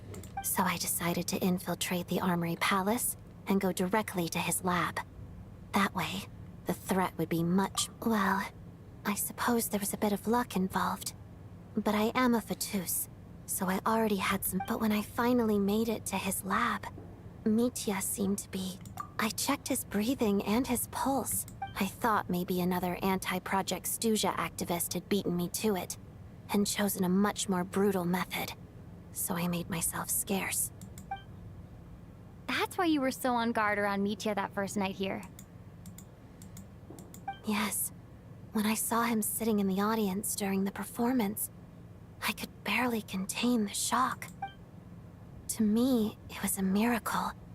Somehow, he'd come back from the dead. But then, the murders started happening and things got so complicated, that is, until Mitya himself said there must be a dead person among us. And yet... You thought that bringing it up right away would single Mitya out. Just like when everyone was... Exactly. I thought besides, we soon figured out that Mr. Shram was a ghost. But now it's... I understand why you kept it to yourself. There was... So, what do you... Let me confirm one thing first. When was it that you... Around a week ago. Sometime in... A week ago? That's earlier than I thought. I saw him just a few days ago at a restaurant. That definitely would... He seemed completely normal to me. Chatting with Vodyanitsa, trying... So he was definitely alive on that day. Here's a thought. The reason we even suspected a dead person could be among us was because of the problem with the... But Mitya's death happened inside the Armory Palace. You're right. I guess he doesn't fit the profile of the I think the chances of it being him are very low. Surely he can't have died for real in the arm. Unless what? Unless he really did come back from the dead. You're right. Huh, what's this? A private meet and greet? Where do I line up? That's not... Well, I was just making the rounds. Thought I'd try to...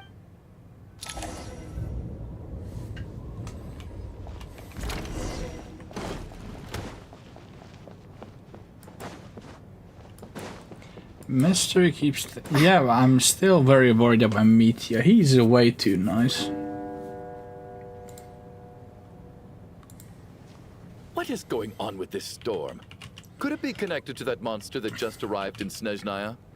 I almost hope it is. Her Majesty the Tsaritsa left to vanquish that beast herself. We just need to wait for her triumph. Do you think people still feel the cold after they die? I'm wondering about Shram. Oh, maybe we should have given him a coat before he went. Death itself is cold, isn't it? I'm sure the storm will... Well, I hope he has a safe journey. I'm going to miss him, I think. Thinking back on it, we barely made it out alive ourselves. Once we get out of here, how are we going to Are you okay? Here, take... Look who's Mr. Nice Guy all of a sudden. Is it because Tonya stood up for you this morning? At least you know... Yeah, without Tonya, who knows how badly he would have been hurt. I told you already, I never intended to resort to violence. Bunch of rat... little girl? I was rather surprised when you spoke up for me this morning. I didn't think I had many admirers. No need to... I've been, too embarrassed to admit it, but, you remind me a lot of my daughter. So kind to everyone, but never lets her old man off the hook. Unless my wife and I are having a fight, then she's always on my... Especially when she was little. Every time I took her out... All right, easy now. I don't know. Are you taking anything for it? Yeah. I'll be fine once I see my brother. He's gonna pick some frost fairy flower leaves and brew it. I see. That's good to hear, then. He knows what's wrong with her. Now that the deceased has left our midst, there shouldn't be... However, out of an abundance of... Shouldn't we take shifts? No need. I managed to get a nap in earlier, so I have plenty of energy right now. After all the tension of the past few days, everyone else should just focus on getting...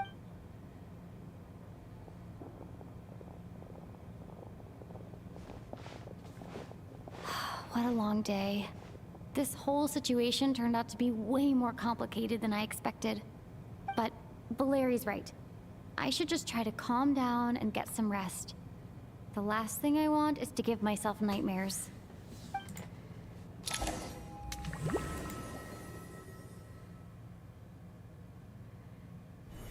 She's awake. She's awake! Get over here, you big lug, and take a... If you must call me something, call me Mr. Door. The Black Mist is coming. You need to go.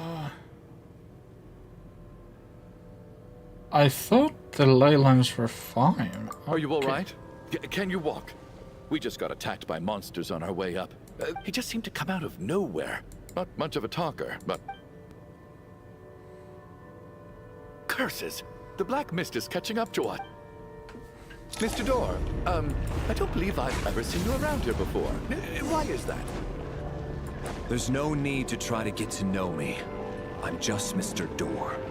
I have to find the door that belongs... Mr. Door! Look into trouble! Get rid of them! I can just push these ones off. Oh. Well, anyway, we're lucky to have you here. Thanks for saving us earlier.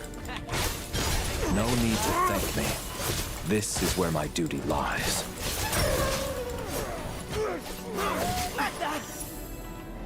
Off the edge.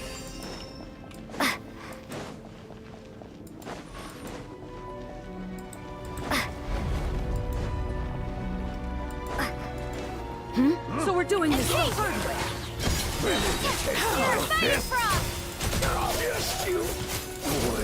Oh, remarkable work, Mr. Door.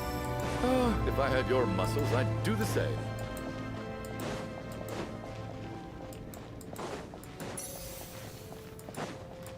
Are none of these doors the one you're looking for? No.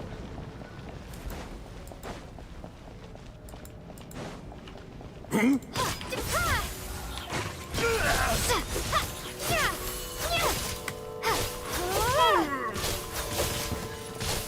no closer.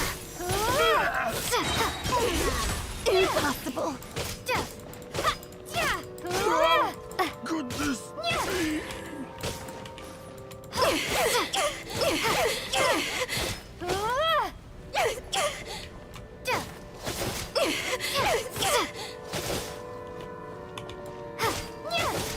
Off you go. I'm so exhausted. And the black mist is still rising. Wait, look! There's more monsters down there. Are they coming from within the black? No, no! They're gaining on us! Quick, keep go- At least they're not in any position to or want to Door, stop. what are you doing? We Found it. This is my door. What? I am a door. This is where my duty lies. No! You saved us! You must keep going. A door can only keep things out for so long. Oh, you're right. No, well, he's dead. The black mist isn't moving anymore. Looks like both the monsters and Mr. Door. I didn't just... Surely I wasn't so scared out of my mind that I hallucinated a door as a human being. Oh, okay, good. There's no way we both... getting sleepy?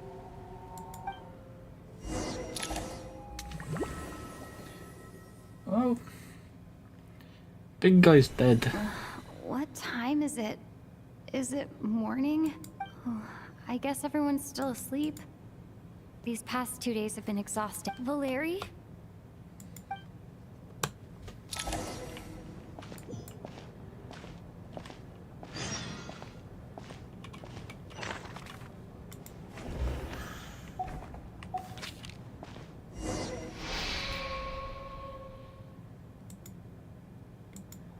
Wake up!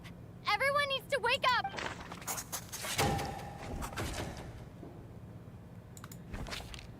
Just like the last 2 nights. No. I've been a real thorn in your side, haven't I, Mr. Valeri? But for me, life will be all the duller. How's I just checked on her, and it doesn't seem like anything serious. She's just exhausted from the past couple of days, and she's still recovering from her illness. That means Valeri was the... If Valeri was awake and keeping watch, it would have been impossible to kill him without waking everyone else up. That much is certain. This is so frustrating. Why has nothing changed since yesterday? I thought we already dealt with the dead person. Actually, one thing has changed. There's only one victim this time, not 2.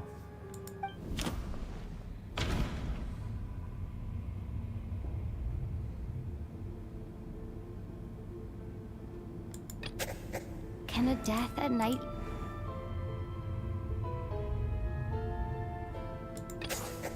After the deceased Shram left, there was one less victim. It's a reasonable... Oh. The number of people who die each night is equivalent to the number of dead among us. That's your theory, right? Exactly. We identified Mr. Shram, and the night after he... By that logic, there must be one more dead... Another one? But there was only one person unaccounted for. Having an extra person was definitely a cause for alarm. But being one person short isn't nearly as unusual. Someone could have left in the... One more dead person among us. If Mitya's theory is right, then it's just...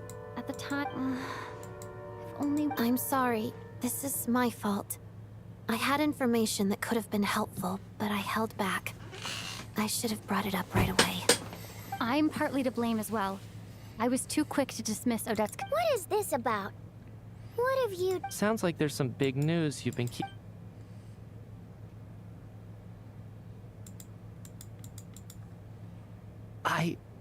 I'm the dead person? Wow, that's certainly news to me. Odette and I talked about it yesterday, but we thought it just wasn't possible. Yeah, I don't blame you. If I'd been there, I probably would have reached the same conclusion. It just sounds too unbelievable. Let me just try and verify this. I just scoured my memories trying to think back to the afternoon Miss Odette mentioned, but I honestly have no recollection of dying. That's where I'm different than Having seen Mr. Mitya a few days ago myself, I also find it hard to— Well, if it isn't Mitya... If you don't mind me asking, Traveler, I believe you mentioned that you know Tonya's brother. Had you ever met her before? No, never. Wait. Now, just 1 minute. I know where this is going. You can't just randomly point a finger at anyone. You're in the hot seat, and all of a sudden you want to divert our suspicions onto Trying to pick a fight, Mr. Chuganov? Whenever you open your mouth, all you do is attack people, and I've had enough of it. You! Did Mitya ask about Tonya because he suspects her? I suppose I only identified her by age and nothing else. I'm just saying. You're going around casting I can vouch for her, if nothing else. I've seen her before. She's the sister of that Harbinger, isn't she? Oh, really? You're telling the... Since being here, I don't think I ever mentioned she was Child's sister specifically. Does Chuganov actually know her? If Chuganov can vouch for her, then it can't be Tonya either. In which case, Miss Odette, could you go over that afternoon with me one more time? When you found... No problem.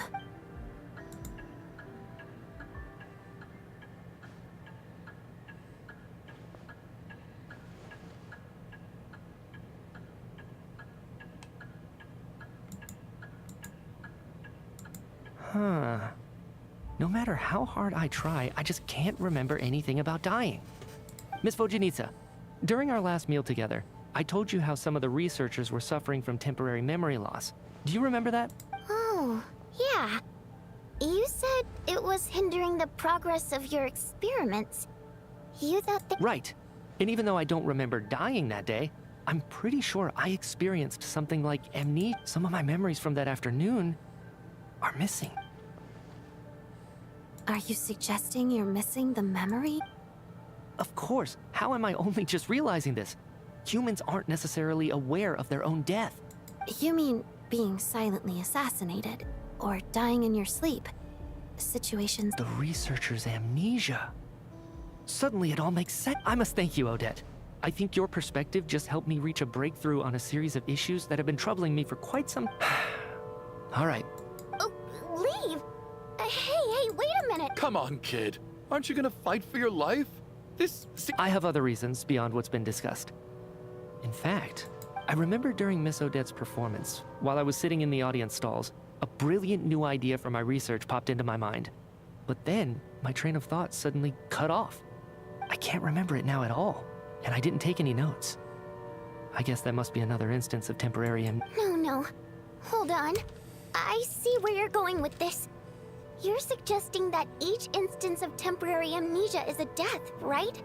There's a glaringly obvious flaw in that idea, no? How can one person die so many— I believe Miss Odette's account. During the period where my memory is blank, I must have been either dead or in a similar state. All it would take is for the same thing to happen in the theater, and I would come under the effect of the ley lines in this vicinity.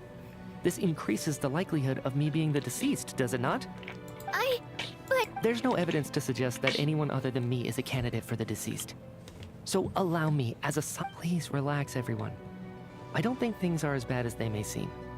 If I really am the deceased, then to leave the theater will be a relief for me. If, on the other hand, I'm still alive right now, well, apparently you've all witnessed my resurrection recently anyway. Who's to say I won't return from the dead? Mitya's right. This is the only thing we can try right now. I think he's deliberately downplaying the gravity of the situation, though. He probably doesn't want to... What is a scientist if not someone who gambles on experiment after experiment in an attempt to obtain the truth? Yeah, but you're gambling With the your snowstorm, life. The ley line phenomenon, ghosts of the dead, and my amnesia, we've been paralyzed by not knowing and powerless to do anything about it. It's a terrible feeling. But if I do get resurrected, you can be sure that I'll come back with the truth of all this. Just you wait.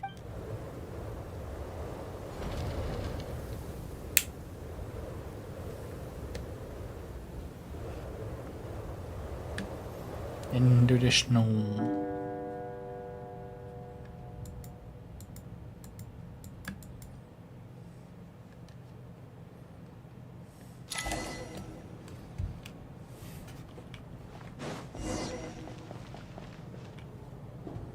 Poor Mr. Mitya. I didn't even... Maybe it's a good thing that you weren't there to see it. I hate goodbyes. Why does it feel like everyone... Maybe it's the realization that, at the end of life, come to think of it, the main reason we're still alive right now is pure luck. Each morning here, for every one of us, there's the chance that we might not... You could take it a step further and say that the same is true outside, too. Who can ever be 100? If I make it out of here, I'm going to cherish every moment that... Without regret, I feel like a strange sense of anxiety has been quietly growing inside. Oh, she gonna... Okay? If something's bugging you, let's talk about... I have a travel companion named Paimon. Alosha and Odette have met her before. She's been feeling unwell recently. You're worried about her, aren't you? That makes sense. We've been trapped in here for days. To be honest, I used to feel like I was just a spectator in this world, watching everything that happens from the sidelines. Maybe it's because I'm a descender? But with Paimon by my side, over time, I slowly felt my connection to this world growing stronger. She loves eating, sleeping, and having fun, but she's also a great guide. It's her authenticity that makes this whole world feel more real for me. Over the last few days that we've been apart, I've often caught myself wondering, what would Paimon say if she were here right now?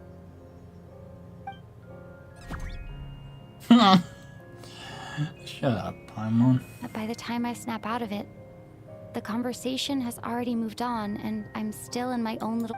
I'm trying to overcome this sense of detachment, but I really miss Paimon. I guess, in a way, she means the whole world to me. I bet she misses you when you're not there as well. I don't know if this will make you feel any better, but back when the water imps left Snezhnaya in droves, I also felt like the whole world was suddenly empty.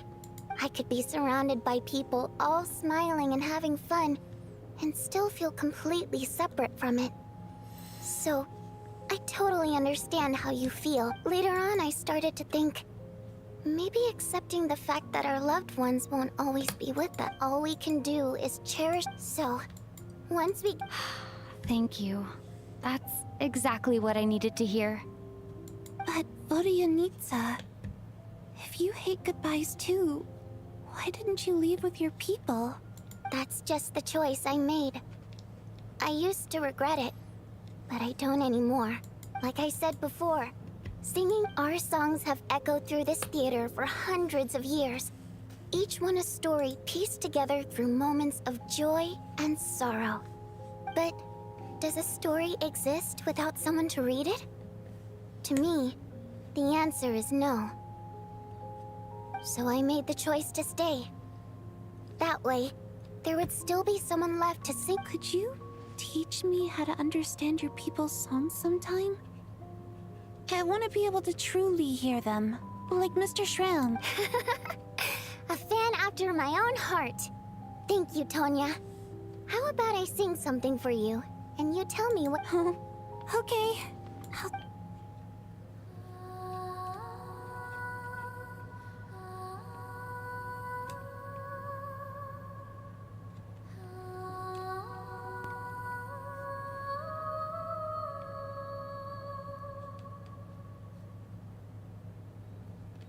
I've never heard that one before. I feel like I can hear a sense of... Yeah, I was actually thinking, like, sounded like longing. I wonder why that is. Color me impressed, Tonya. You're a keen listener. Most people can only tell if a song is happy or sad. I didn't think you'd be able to pick up on such specific... So... I've actually never performed this song in the theater before, because it has more of a ceremonial purpose for our people. It means something like, May those we have lost watch over us, and follow this song back home in the night, so that we might be reunited once more. No wonder I could hear that sense of longing. It's getting late, Tonya, and you're not well. Okay, but, Of course.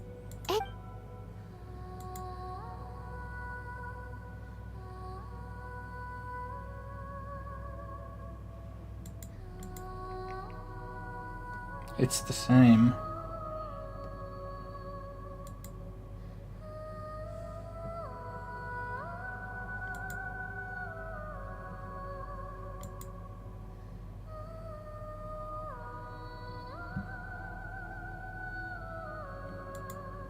Once I get out of here, I definitely don't plan on ever coming back. But I guess that means I'll never get to hear Vodianita before I fall asleep. I should cherish this moment of companionship while it lasts. I swear, if I see Tonya in the dream, don't you fucking dare. Don't you fucking dare. Don't. Well, that's different. Am I? So dark. What the f... No.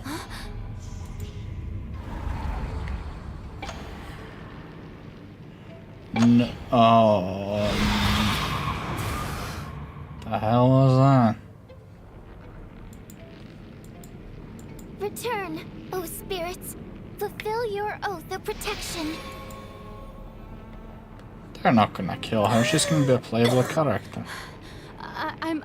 No time for questions. Quick, over here. Turn on the switch. We need to bring back...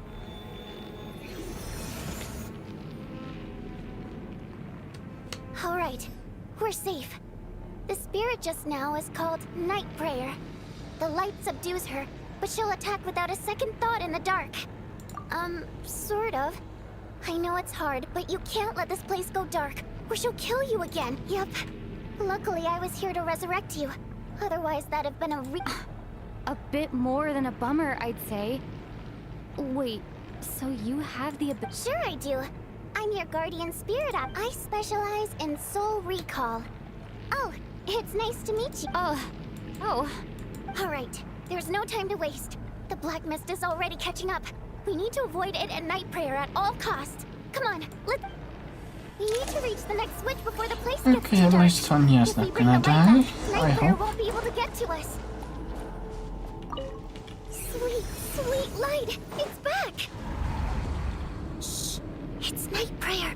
We need to move quick, but don't let her notice you. Look out!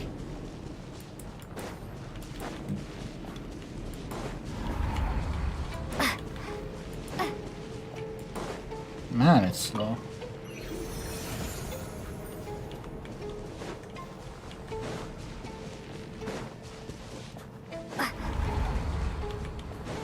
The next switch is... over there! That's the train. Hello.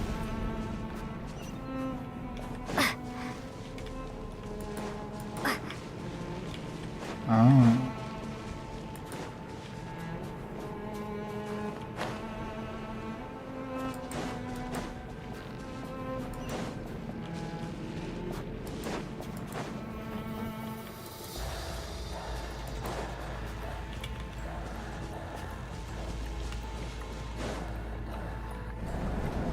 Oh.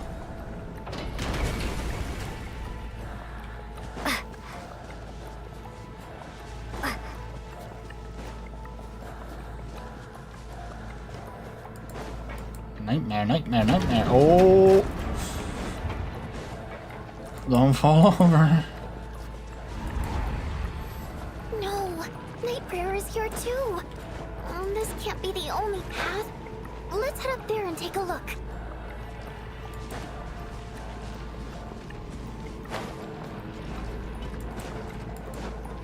The switch is just up ahead! Hurry! Hello. Then why does it look like Tonya? I am scared. It's too dark! We're not gonna make it!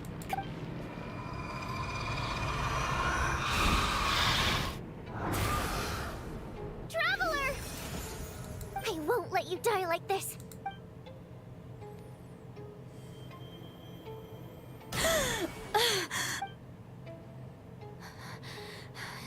Even though it's not permanent, dying is definitely not a pleasant experience. Yeah. Great. You're back. Yeah, thanks to you. Time for you to get out of here. What about you? You're not— I can't.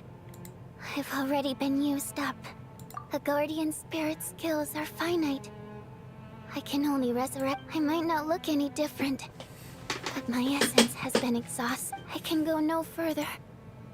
The black mist is where I belong.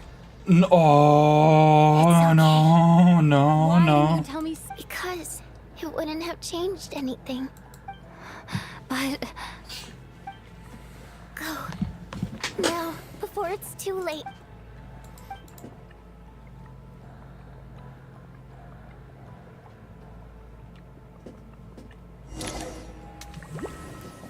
Well, she's dead. What do you need, sir? How could this happen? Well, I guess there's no need to inspect the body.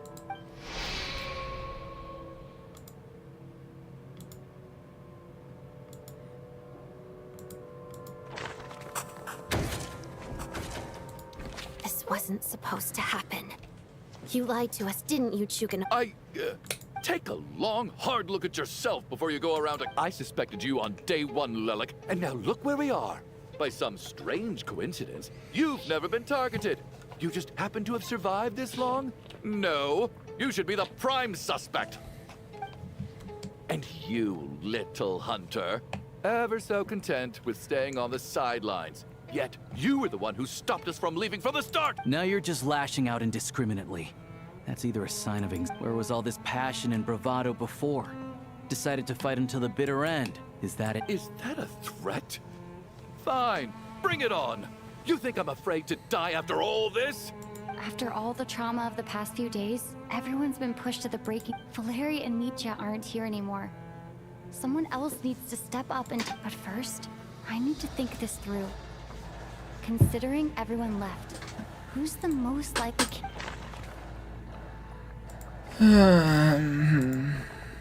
Of those who remain, the only person we've never met before is Tonya.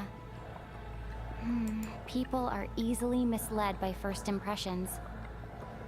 Now that I think about it, child sister was in fact a label I imposed on her due to my... But Mr. Chuganov vouched for Tonya's identity yesterday, with basically no other...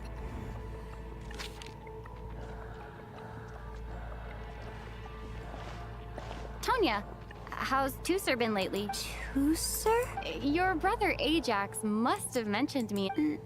No. Chuganov, looks like it's your turn to do some explaining. Yesterday you said you could vouch for Tonya. Why did you give us a false test? I knew you were behind this, Chuganov. You've been lying. Everything about you is fake. Down to the wife and daughter you're always talking about. That night, when I infiltrated your place as Lelik, I noticed you were home alone. Didn't think much of it at the time. But thinking back on it now, that doesn't seem very likely. My guess. Even that was a lie? But why would he lie about having a... Curses! Oh, why is there no end to this blasted snowstorm? If it would just... I think I remember now. I know how I ended up here. It feels like a distant memory. The reason I'm always coughing is because I got sick with frostbite.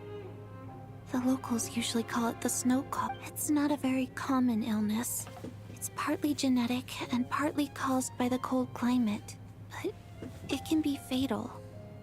They sent me to the hospital as soon as they found out I had it, and I spent so long lying there in that hospital bed. After a while, I felt myself growing weaker and weaker. Nothing seemed to be working anymore. Neither the treatment that the doctors were giving me, nor the medicine my brother was brewing from frost fairy flower leaves. So one day, I told my brother that I wanted him to take me outside for once, so things could be like he agreed. He snuck. We got to the theater, bought tickets, and went inside. Oh, it was all so exciting. I remember the show very clearly. It was amazing. But I found myself... Oh, don't... When I woke up, I couldn't find my brother anywhere. But there's no way he'd leave me behind. So I decided to stay here and wait for him.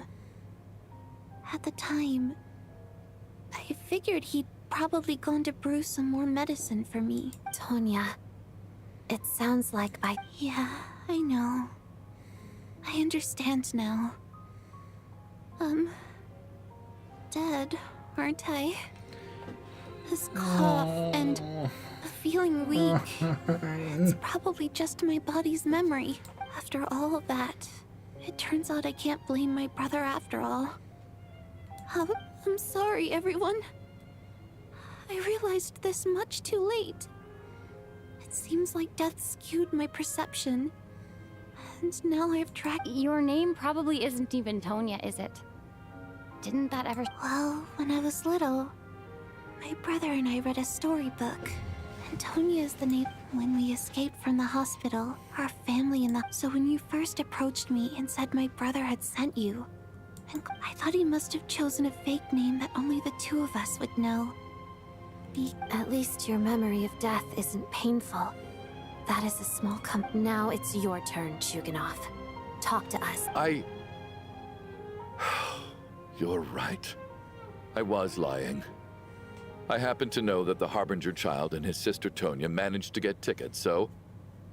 I lied to you and pretended I knew them. And yes, the truth of the matter is, I lost them a long time ago. I just refused to accept reality. And now I've spent the second half of my life living a lie. My daughter's name was Iskra. And before you ask, yes, Iskra, as in Iskra Manufacturing Plant. She also died from the snow cough.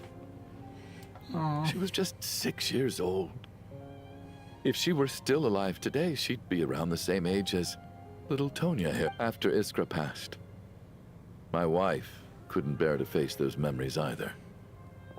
So she chose to start a new life. One day when I came home from work, saw the empty room.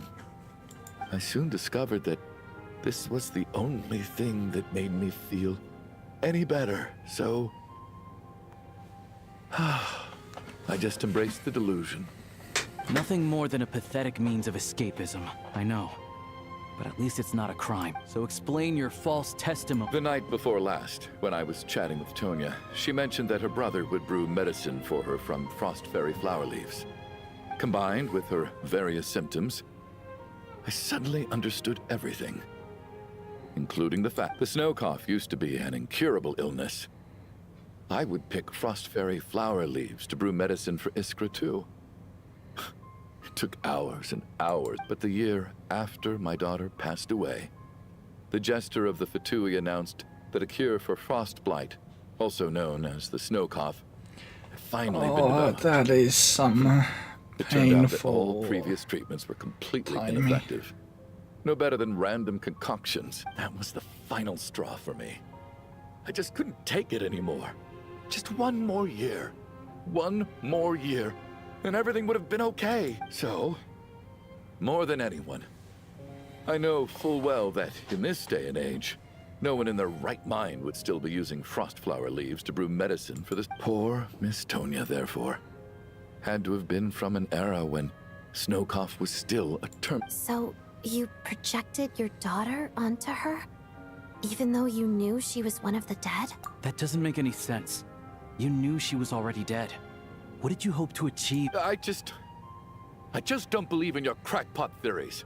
Nor do I approve of your action. How can you just declare a living person dead and throw them out into that snow? Nitia's gone. My good buddy Shram's gone. And now it's the others I can make my peace with. But little Miss Tonya, here she is, standing right in front of us. alive and breathing. She's and not fighting alive. her own battles. Yet I just want her to live.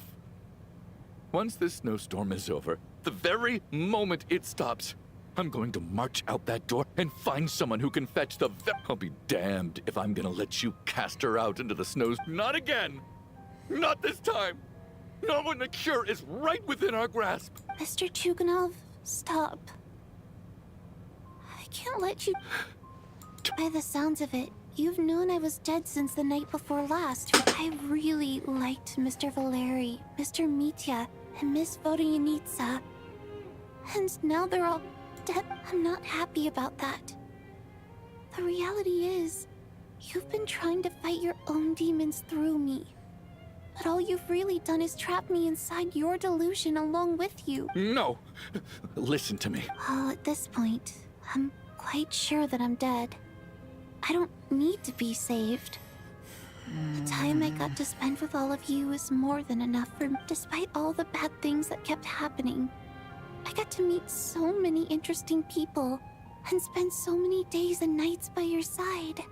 Since the day I escaped that hospital until now, this has been an adventure I never even dared to dream of. I'm very fond of you all.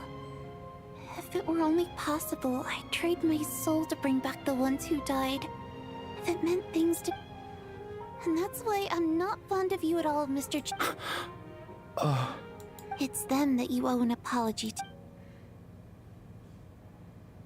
Well then, I suppose this is it. It's time for my adventure to end. I've caused enough trouble. You're leaving already?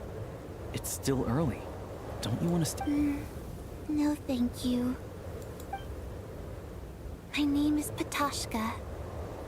It was nice meeting you all. Feels strange that we're only being properly introduced now that it's time to say goodbye. Tashka.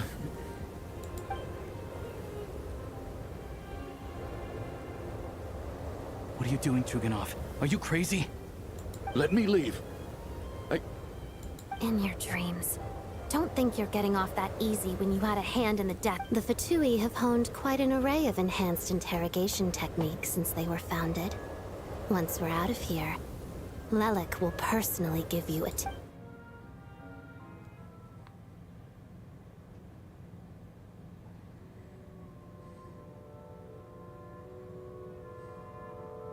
I think we should leave.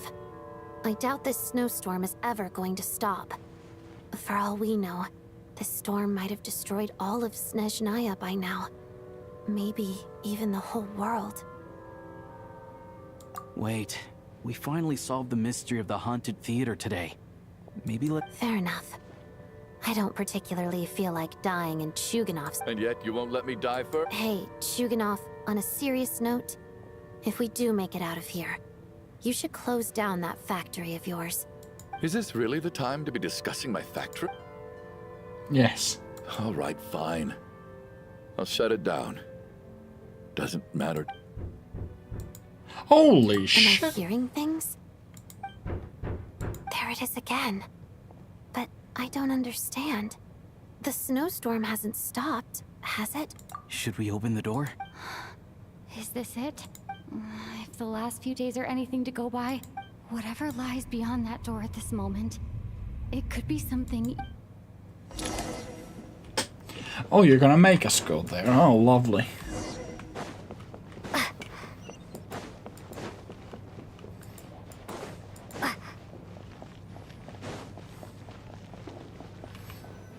Knock knock, who's there?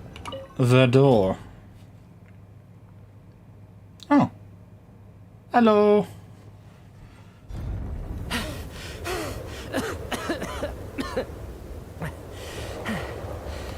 Hey, everyone. How are you doing? Much better, thanks. Whew, it is so good to have you guys here. I was a little worried that the theater would be empty by the time I got back. Let me see. Tonya and Vodyanitsa are missing. Vodyanitsa died last night. And then you discovered that Tonya was the... Not Tonya. Patashka. First, tell us how you made it back here. Given the conditions outside, no one should be able to return alive. You're right. The thing that got me back safely was a song. I heard someone singing. After walking into the snowstorm, my mind grew hazy. I don't know how long I walked through the storm before my mind completely slipped away. Then, suddenly, I heard the sound of singing. The voice instantly brought me back to my senses, and I regained consciousness. So I followed the voice, searching for the source of the singing. I searched and searched, until finally, just a few moments ago, there was the entrance to the theater, right... I've actually never performed this song in the theater before, because it has more of a ceremonial purpose for our people. It means something like, "May those we have lost watch over us, and follow this song back home in the night." So that must have been Vodyanitsa's Requiem. That song is meant to guide the souls of the dead. Mitya. Huh. No kidding. Huh, seemed like I guessed right then. This is what I've been so desperate to tell you. When I first stepped out of the theater, I was still quite lucid. My memory of it is still... I remember the outside world being completely different than what I'd expected. It was like... this was a world where only the snowstorm existed. There wasn't a trace of any humans or buildings ever have... I don't know how else to describe it, except to say that... it just didn't seem like the real world. And as for the Requiem... if I was guided here by Vodyanitsa's song, it can only mean that I must already be dead. And this is my soul, not my body. But I didn't experience a clear moment of death while I was out there. Nor do I feel any different now than before I walked... You don't seem any different to me either. In fact, this is something I've been wondering about for a while now. If souls aren't physical, shouldn't they lack both Shram and Patashka were clearly deceased, and yet their souls didn't look or feel like ghosts at all. They were visible, tangible. This raises a truly terrible thought. We're all dead. Mitya's soul was summoned back by the Requiem, confirming that he is indeed already dead. And yet, of course, if even the long deceased like Mr. Shram can blend in with us, then maybe we've all been dead from the very start.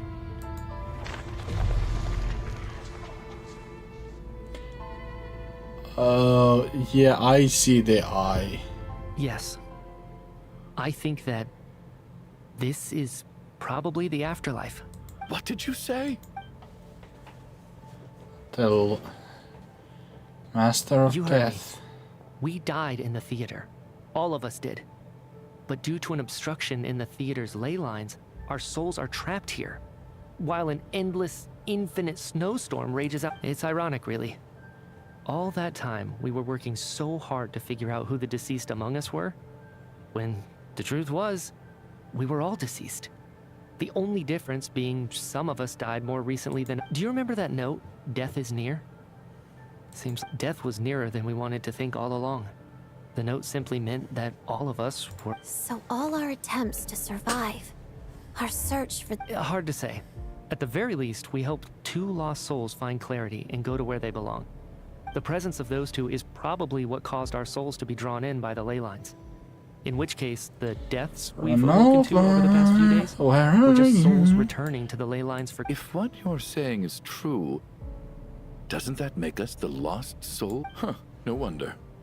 This afternoon, when I was moving Vodyanitsa's body, I noticed that the other bodies in the room hadn't decayed one bit after all the... That's further proof that those aren't physical bodies at all, but merely our shells here in the afterlife. Am I really dead? No, that's impossible. I still find it hard to believe that all of us are dead. How exactly did we die in the real world? Not even knowing how we died is preposterous. Good grief. Surely there has to be some... Exactly. It's hard to rest in peace when you don't even know how you died. It gave me lots to think about as I strode out into... I racked my brains trying to remember the cause of my death. The exact moment I died. The root of all of this. Right up until my consciousness faded. Wait. Hold on. Right before I lost consciousness, I think I saw something. I can't remember.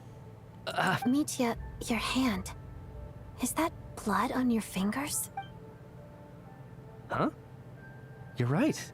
There's blood on the fingertips of my right hand. Looks like it's already dried. When did that happen? What the? Run I over. guess this was what I saw. I must have desperately drawn it in my own blood right before losing consciousness. What's wrong? Do you recognize it? It's Renova, the ruler of death. Alosha, do you still remember that Snezhnayan folktale you told me? It was about the Grim Reaper. When someone's about to die, he appears as an incarnation of someone familiar to guide their and as soon as you recognize his face, you're like... I heard a similar tale when I was little. You think the Grim Reaper in this story refers to the ruler? That's right. In which case, death is near could also mean that the Grim Reaper is here, disguised in a familiar... Death, the deceased, and the Grim Reaper? So it's a triple entendre. When I first saw this note, I thought it contradicted the investigation report. So the Grim Reaper deliberately misled us. Then Is we it started Elisha? suspecting each other and searched for the deceit. By that logic, the one person more...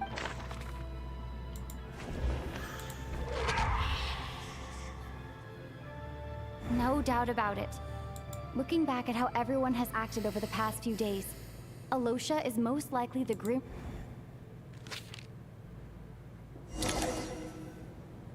Is it you, Alosha? You were the first to discover the investigation report, and you had plenty of time to slip the note inside to mislead us. So? Surely you can't suspect me based on... What if someone else found the investigation report first? Slip the note inside? There's no denying it. The note could easily have been slipped in much earlier. That's not all. I've also noticed that, although on the surface, Valeri, Mitya, and sometimes I were the ones taking charge of the situation, looking back now, even though you didn't say much, you were always subtly guiding everyone. What do you mean? You were the one who emphasized how dangerous it was outside and insisted we all stay here. It was also you who suggested that we all sleep in the same place. And earlier today, you tried to convince Patoshka to stay. I don't understand why, but it was out of character. So, you didn't understand my intentions, and now you're assuming the worst. Seems pretty unreasonable. He still won't admit it? Fine. The biggest question I have right now is, if the Grim Reaper is impersonating Alosha, then where's the real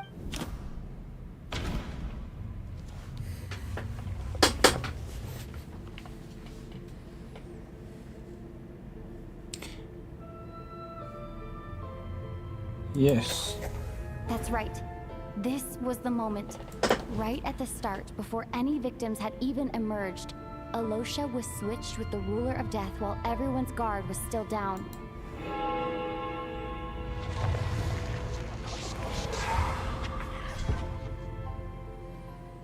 When all this began, right after the performance ended and the snowstorm began to pick up, no one suspected anything unusual.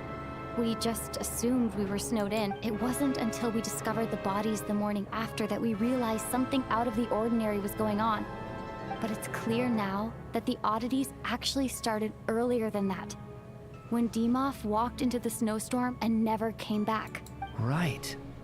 So Mr. Dimov was the first victim, not Sabol. And if we pinpoint that moment as the beginning of this incident, then Alosha, you are the only person who walked into the snowstorm and came back without the help of Vojanitsa's Requiem. More precisely, Alosha never came back at all. The one who came back? Not bad. Well, since you've backed me into a corner, I suppose there's no point in keeping up the act anymore. Alosha? You're the Grim Reaper? I am no such tired cliché. Mortals should address me as the ruler of death. Before being wiped out for good, you identified the two deceased, and even sensed my presence. A commendable achievement. Far beyond what I expected. I heard you can ferry souls. Those deaths each night. Were they your doing? Your initial conclusion was correct. Due to the existence of the two deceased, the ley lines yearned to reclaim those long lost. Every night, they devoured an equal number of souls to fill the void. This required no intervention from me. Though, of course, ferrying souls is indeed my authority. Here, take a look.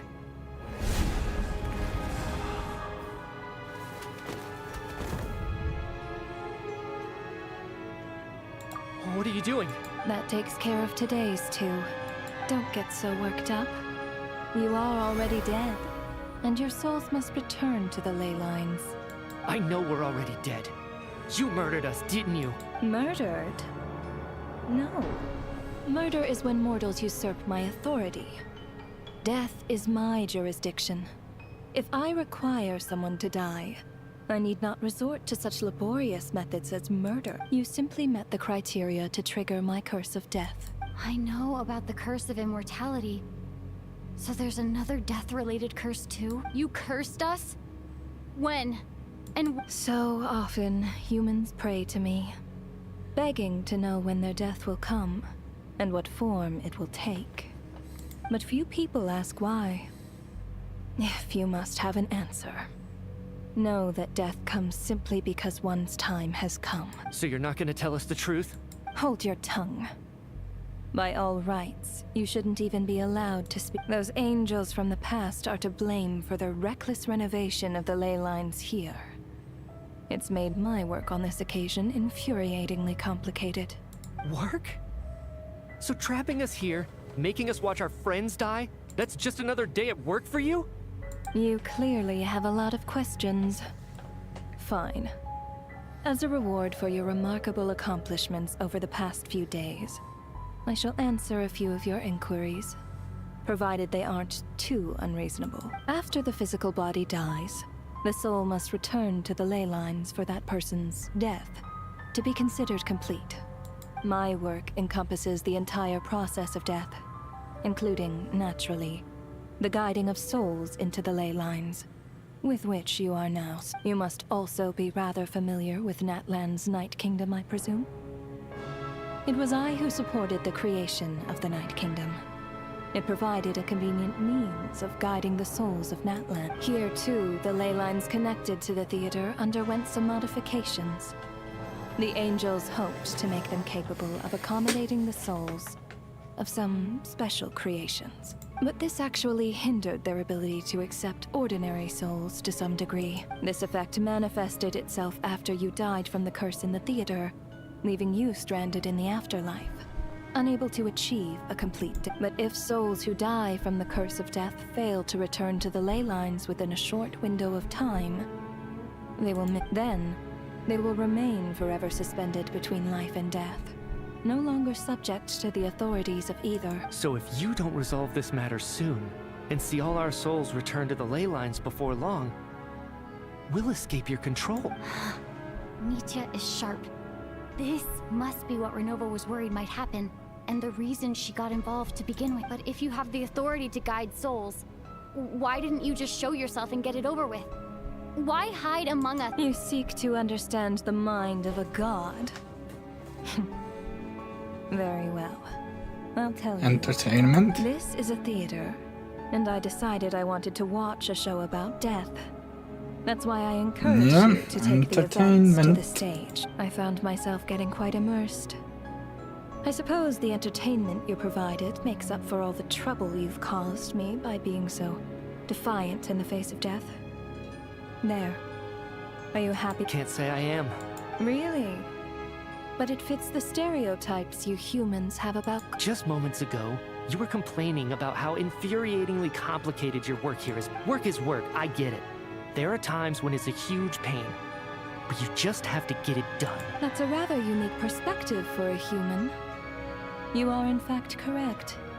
There is a pain point in this case. Due to the obstruction in the theater's ley lines, there is a hard limit on the number of souls they can receive each day, making it impossible for me to ferry all your souls at once. Revealing my identity too soon would inevitably have led to futile resistance. And there was a risk that any souls who chose to run would disappear. Then there was the issue of the 2 lost souls you called the deceased. The way you resolved that quandary was all part of my That's what I don't understand. If all of us were souls of the dead, what made their— For centuries, they have refused to return to the ley lines, exploiting the issues created by the angel civilization to resist being drawn in. Centuries of obsession accumulated during this process. You may think of this obsession as the resentment of the dead, and in this quantity, it was a bomb that could have detonated at any— It reached the point where I could not afford to leave it unchecked. But the only way to fix it was to help them acknowledge their own deaths, make peace with their regrets, and willingly walk into the snowstorm. Only then, with my guidance, could they finally return to the ley lines. Otherwise, you would not like to know what the consequences would have been. I vaguely remember seeing Patoshka, but in the most terrifying form. Was that in a dream? Is that what would have become of her if she hadn't returned to the ley lines? I see your dreams brought you many revelations. So you see, death in fact grants wisdom to mortals. Souls connect to all things in the world and see the chain of cause and effect between them. It's nothing unusual. Anyway, giving psychological counseling to lost souls is not my strong suit. That is more of an angel's role. It was something I could not resolve directly using my authority, so I decided it was easier to leave the bomb defusal to you. Meanwhile, of course, their presence caused the souls of other members of your party to return to the ley lines each night. From where I stand, that was as both issues slowly resolved one another without me having to lift a finger. All I had to do was stay close by and keep the situation under control. Then use my authority to wrap things up at the end, of course. While I was at it, I thoroughly enjoyed watching this drama, dealing with death from a mortal perspective, play out on the stage. Sounds like you had it all figured out, Grim Reaper. I just did the math. You said there's a hard limit to the number of souls the ley lines here can receive each day.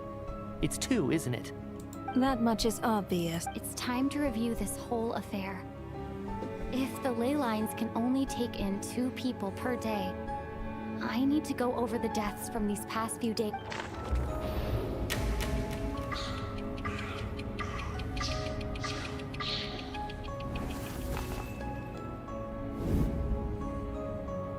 Looking back now, none of us had the faintest idea at the time. From the moment the staff member named Dimov walked into the snowstorm, the incident had already begun.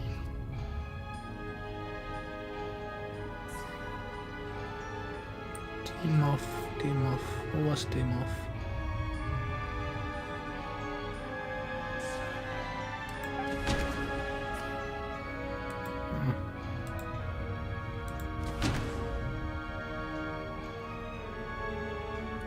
College.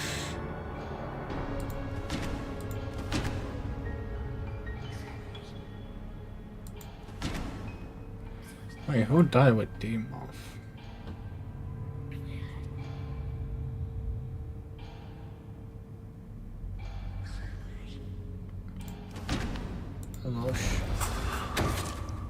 Alosha was the second to walk into the snowstorm after Dimov to investigate.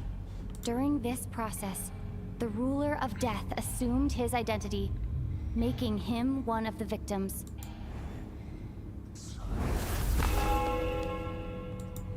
During our first night in the theater, everyone was caught up in the novelty of it all.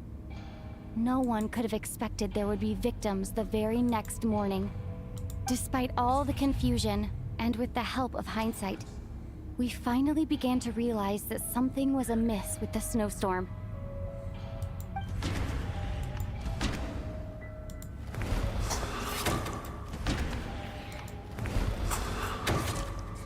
The ley lines devoured Torgov and Sobolova on the first night.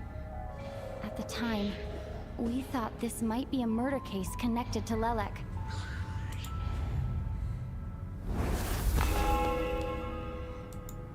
Odette and I spoke a lot that night. 3 people were on watch, but in the morning, we discovered that someone had fallen victim all the same.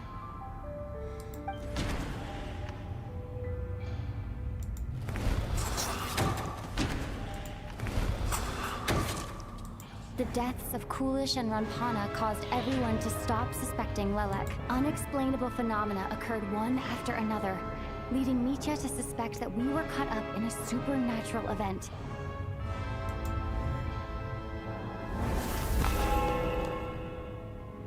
Later, we discovered that there seemed to be an extra person among us, and subsequently discovered the existence of the deceased.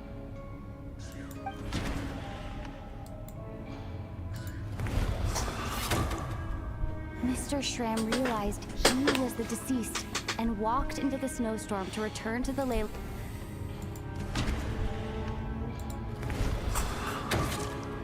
We thought it was all over, but Mr. Valeri's death was a rude awakening for everyone.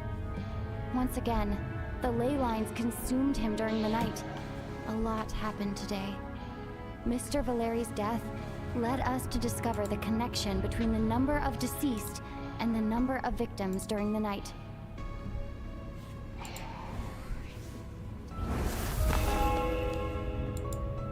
The fact that there was more than one deceased seemed to bring us back to square one. Odette revealed some information she had been keeping to herself.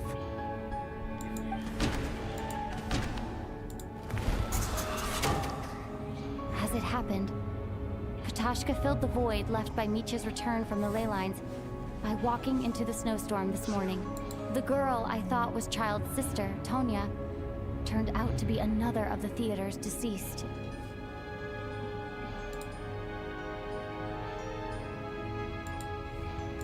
I am remembering.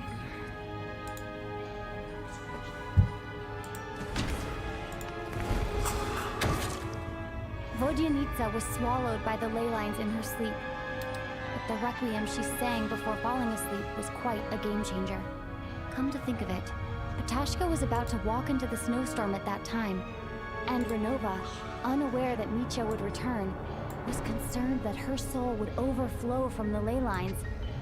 That's why she used Alosha's voice to try and persuade her to stay behind. Looking back, I suppose that was an early slip-up on her part.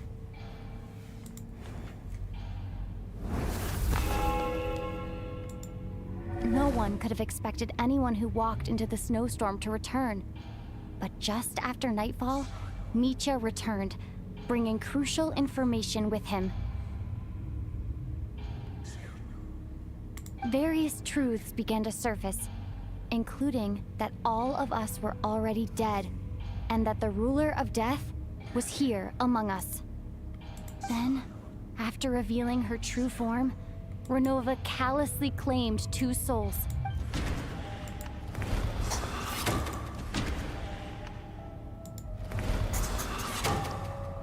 In fact, everyone was already dead by the time we took the photo. And in the days since, we've experienced many more partings in the afterlife. Now, only Mitya and I remain, and the true culprit behind everything still stands before us. In Mitya's eyes, I see the same anger and frustration that I feel. I thought that was kind of pointless. Everything. It's all clear now. Your work isn't finished here yet, is it? The Traveler and I are still standing. The Water Imp's song threw things off a little, but it is of no consequence. The ley lines have already anchored your soul, and the first ray of light tomorrow morning will take you back. I, meanwhile, need to review my attitude towards the Water Imp race. So the reunion in the night that Vodyanitsa mentioned, I suppose that was never meant to be a permanent reunion. That just leaves you, Traveler.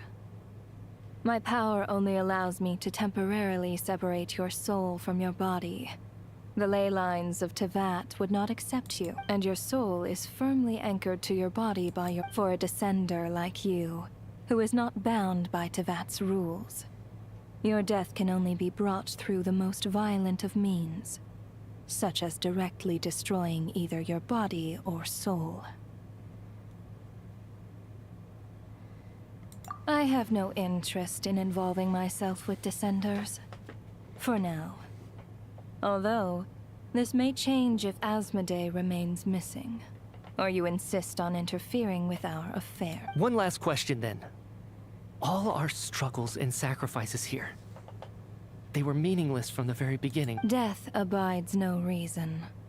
Besides, what you call sacrifice is merely a concept created by humanity. To me, it is nothing more than a self-indulgent charade in the face of death. Mere mortals fantasizing that their actions could reclaim something from my grasp. A truly laughable idea.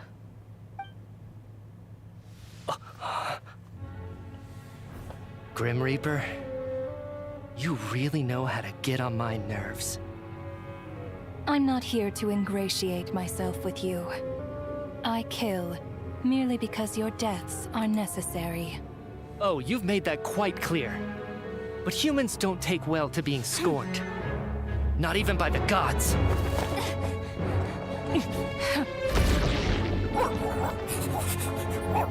Okay, that is cool.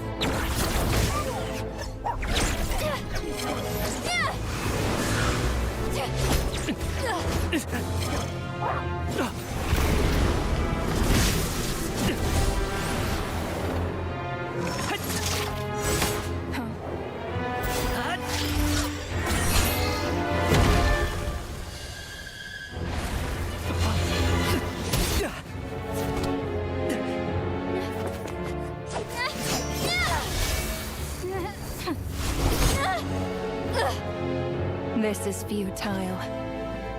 You must know that you are powerless against me in my own domain. I suggest that you save your strength.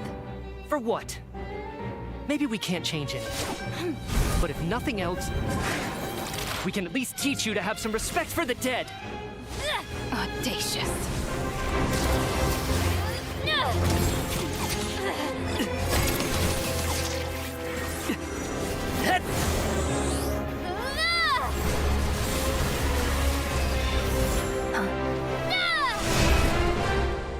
Oh.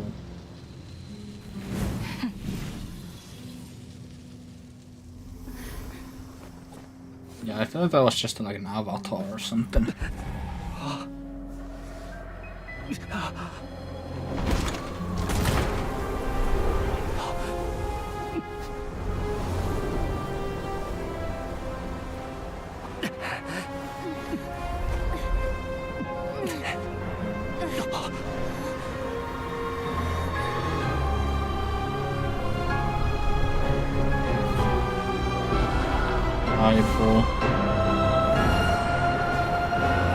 Please show us like actual Ronaldo, like the human form. I know what it looks like, but please, please.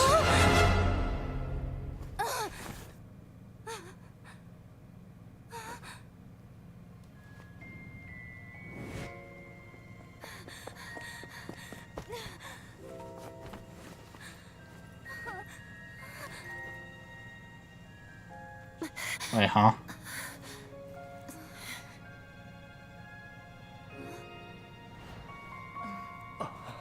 Everyone's alive?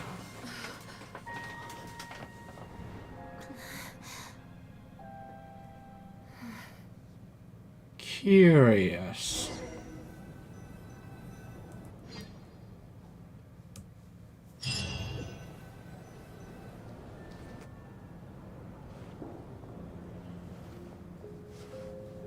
How are you holding up, Odette?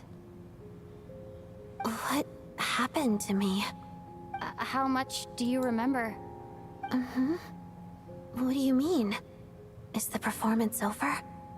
I can't seem to recall what happened. Has Odette already forgotten?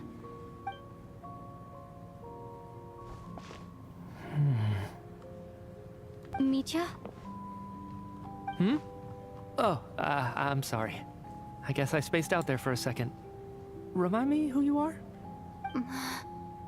Don't you remember anything?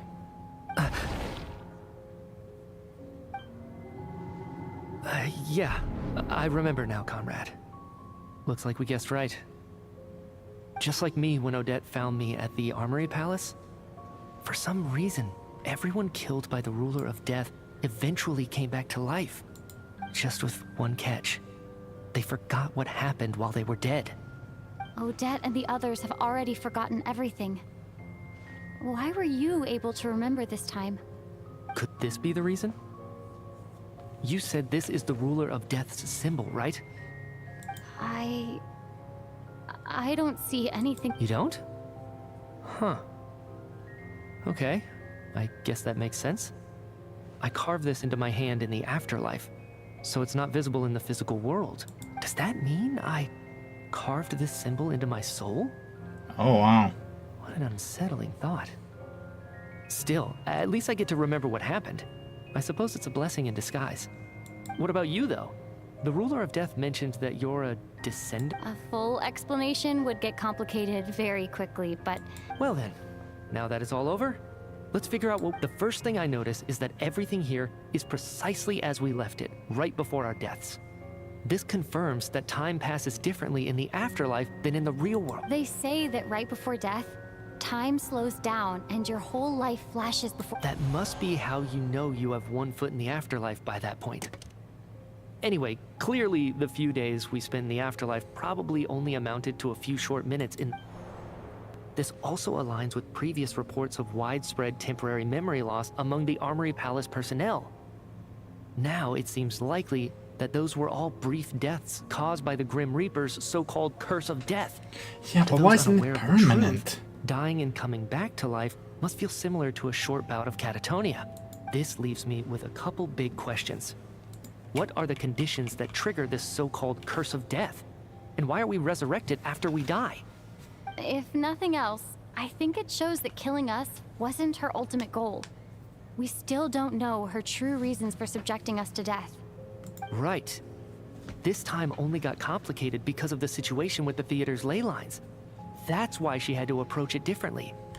If the previous incidents of amnesia among the researchers are anything to go by, killing us is usually a pretty routine matter.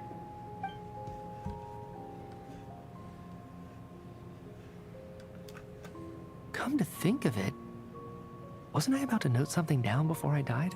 I can't remember what it was, but I think it was... sorry, Traveler. I'll catch up with you again later. Right now, I have to make a trip back to...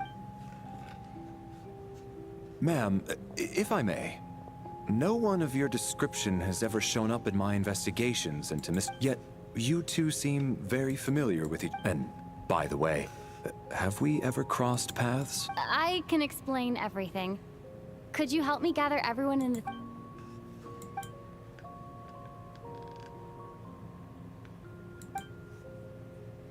Yeah, but I can...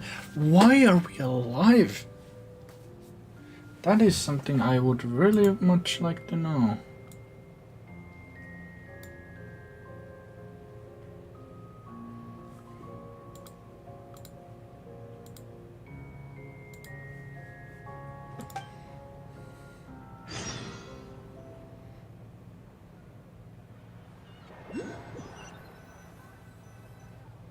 So Chuganov really is going to shut down the factory. I guess this theater incident actually did us some good. So, you said I promised to take you to the Armory Palace while we were in the afterlife, yes? I believe you. I think I even have a vague memory of it. Agreed. Let's check in on her first. The whole reason for our trip to the Armory Palace anyway is to figure out what's going on with...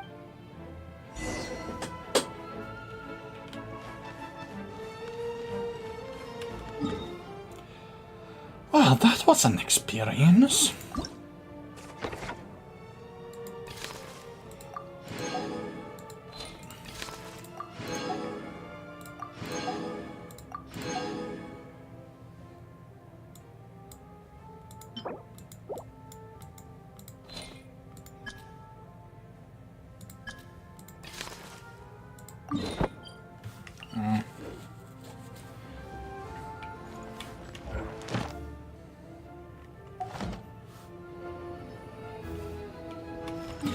I'm gonna quickly pop by my train.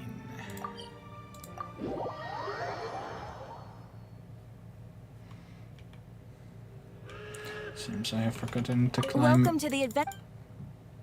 Claim my dailies. Thank you for coming. Much better.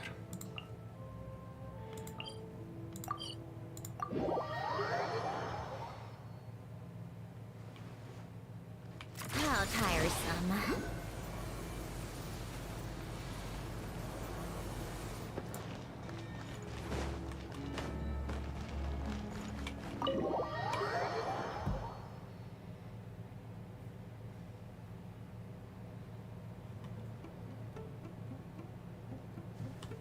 I'm finally back. Even though a long time has passed from my perspective, as far as Paimon, I should keep my emotions in check when I see Paimon again. Or it'll seem weird. Wait. The atmosphere here feels... Shh. Stay quiet. Have we still not been able to notify Child yet? We need new orders. What if that person comes back? I'm so sorry. Tell me, what happened to It was the Jester. He came here in person and escorted Miss Paimon away. He's the director of the Fatui. His authority supersedes all others and cannot be questioned. There was nothing we could do.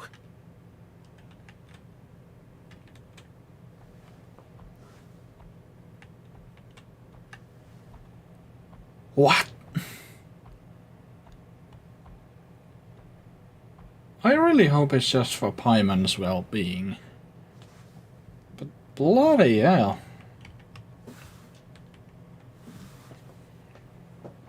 How long ago did he leave? It was about an hour ago. Miss Paimon was fast asleep at the time. The Jester simply walked off with her as if it was only natural. I assure you, he absolutely did not use any force. Do you know where they went? The Armory Palace, most likely.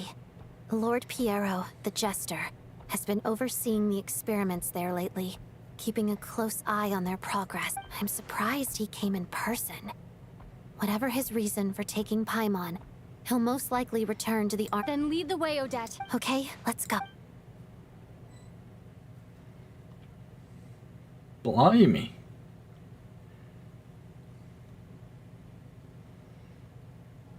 It's just up ahead. No, I'll go alone. You know I'm planning to force my way in. You're with the Fatui, so you should stay out. I was hardly planning on taking you through the official channels anyway. I'm here to force my way in. I may be a Fatus, but I'm also Lelik. Paimon's safety is paramount right now. With me around, you'll have an extra pair of hands. Let's go. There's no time. Okay, what way are we going in?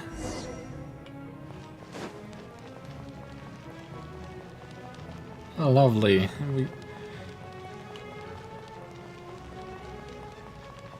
Hey, who are you? This part of the Armory Palace is under restricted access. What do you think you're doing? No questions, please. We're short on time. Can I just... Right here, emerge. Right now, life goes on. How to death. Mission over.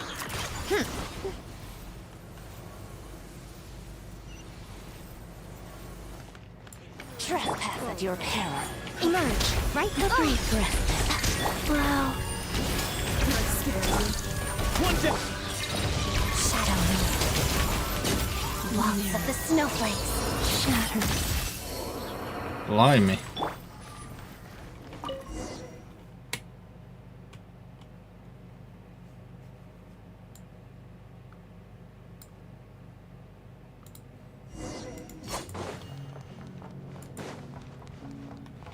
Right here. Emerge. Now right it's now. yours. Do you have a pass? Where are you coming from?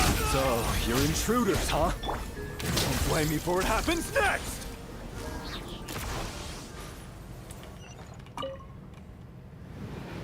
The Armory Palace is hidden this deep in? This place is much bigger than I imagined.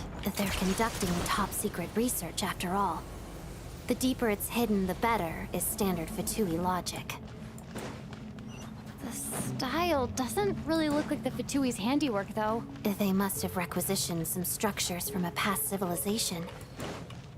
Intruders! Stay alert!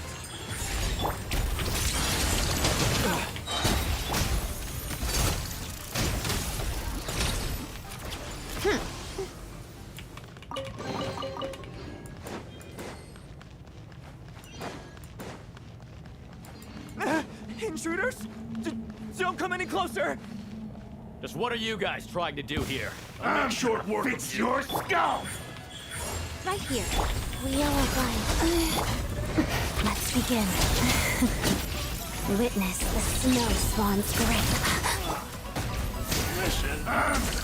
You'll regret that! Stop it. No one interferes with a jester's work.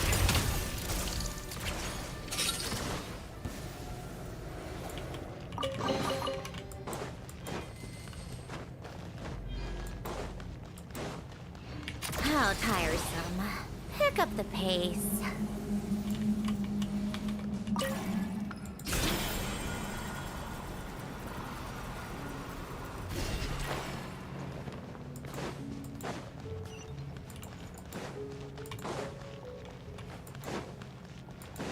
Looks like no one's guarding this place. There's something off about that decoration over there. Look out! Let's deal with these before we move on. Right now. Emerge.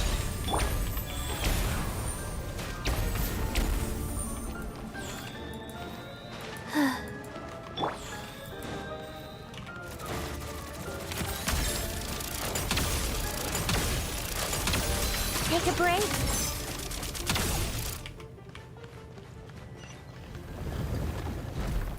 Come on, keep up. Easy. Oh, chest.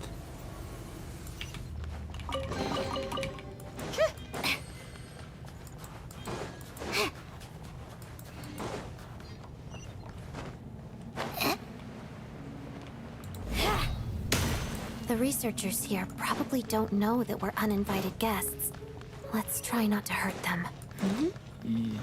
What's the big star from the theater doing here? That's Miss Odette. She's a member of the Fatui. Don't... Was the whole reason for Project Snezhnaya to support the research here at the Armory Palace? Just what are the Fatui and the Tsaritsa planning?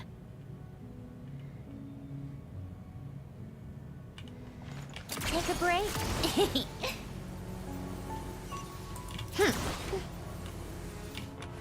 How tiresome. Pick up the pace.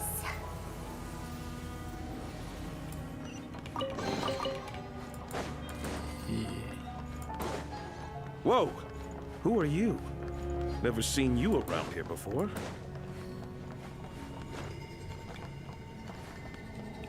Ah. Stellar.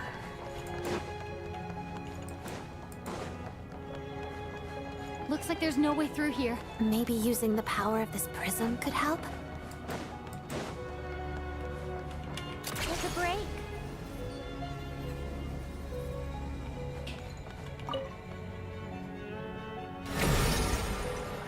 Oh my. I think I see some images. It's the prism's power at play, causing images of the past to reappear, albeit only as illusion. Paimon and the Jester?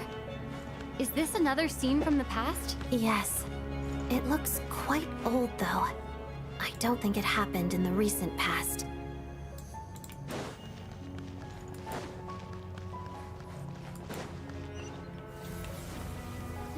What's going on here? What happened? The source seems to be the Armory Palace. They must have started some large-scale experiment. Wait, what if this has something to do with Paimon? We need to hurry! Yeah, definitely. Even though I don't like Paimon, well, Paimon's Paimon, we need her. And she's probably Asmodee. We're almost there. The Armory Palace is just up ahead. Paimon, please be okay.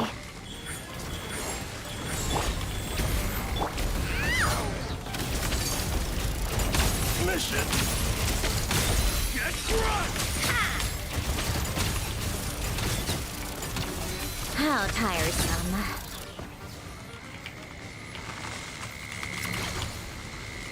Pick up the pace.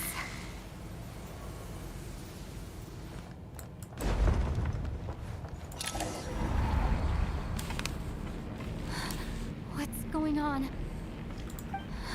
It's the curse of death. No, no, not Odette? In the delay lines. Is this the afterlife again? I need to find a way back to reality. Is that Odette's core Ignis? Could that be what just woke me up?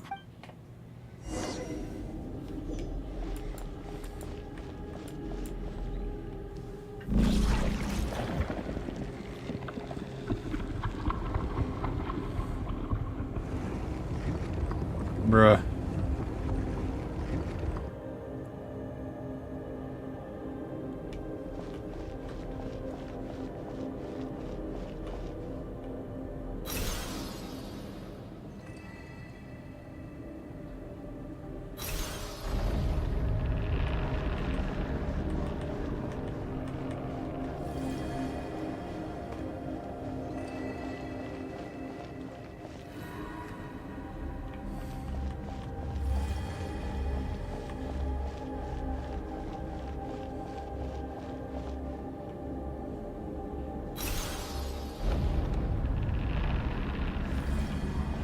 Oh.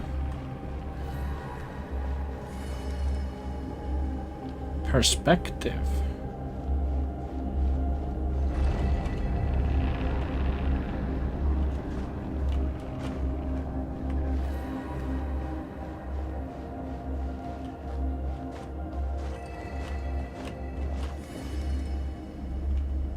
Well, ain't that interesting?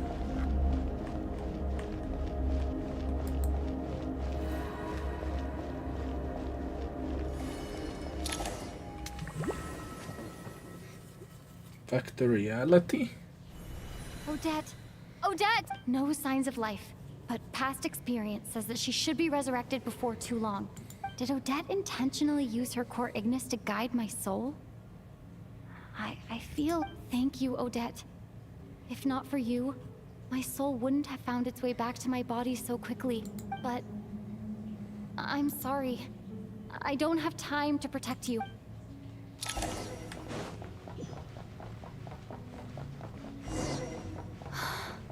Sure enough, everyone here has been Paimon! Paimon! No, wait. Paimon probably didn't escape Renova's curse either. She won't be able to respond to me right now. I'll have to find her myself.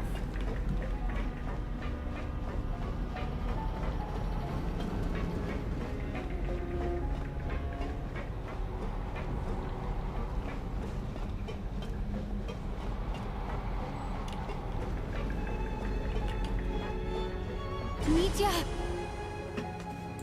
Is this the laboratory he works in? What happened here to trigger the curse of death again so soon? I'll have to ask him when he wakes up. Finding Paimon has to take priority now.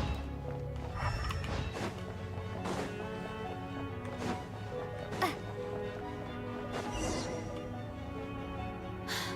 found her!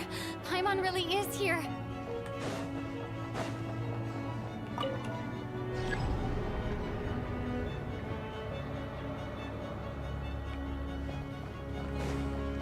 Don't tell me I'm accidentally activating some shit I'm not supposed to.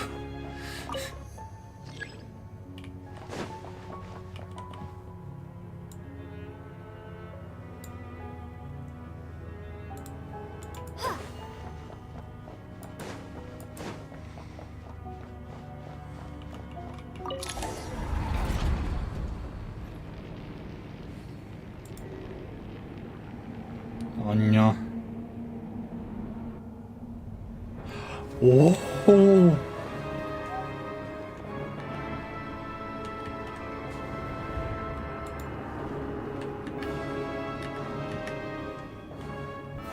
A våg.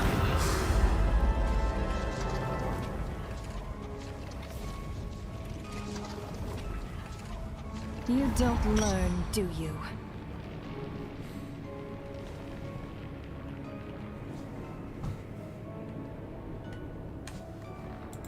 You've already been involved in one mass death, and now you show up at the scene of another. This might have passed for a coincidence the first time, but a second time? Am I to assume you are intentionally interfering in Snezhnaya's affair?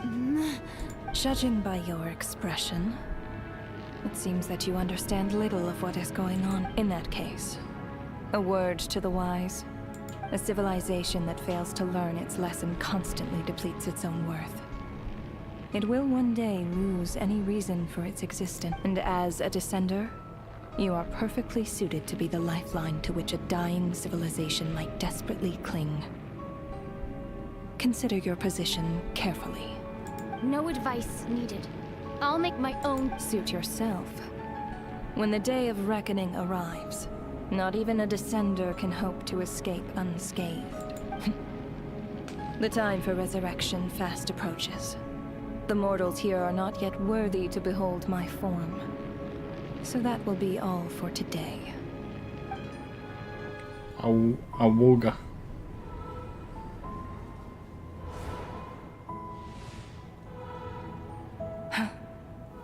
That thing is coming with me. No, you don't. Piero.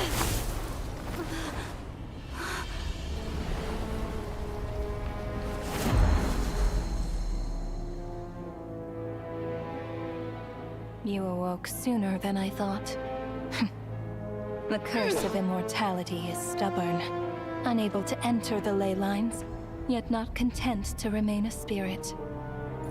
Ruler of death, what do you want? You perplex me.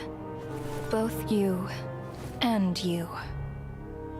That thing may be a creation of Celestia, but it possesses none of Celestia's power, let alone authority. Your obsession with it baffles me. No matter, Lore. the resurrection will soon begin. It's worthless anyway. I'll reclaim it next time.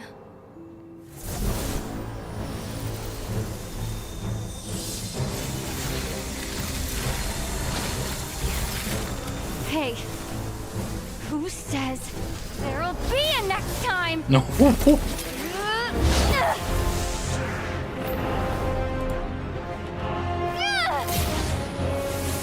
Yo, this is awesome.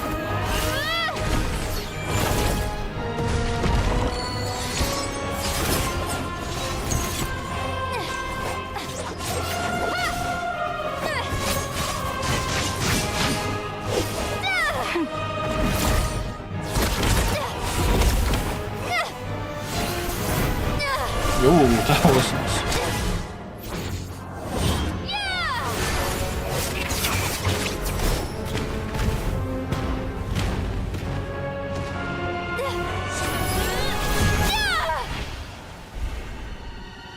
Oh, scratch.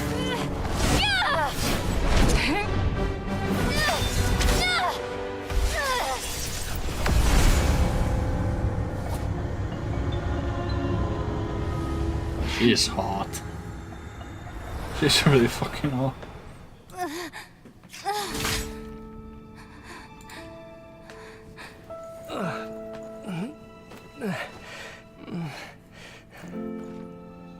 Huh?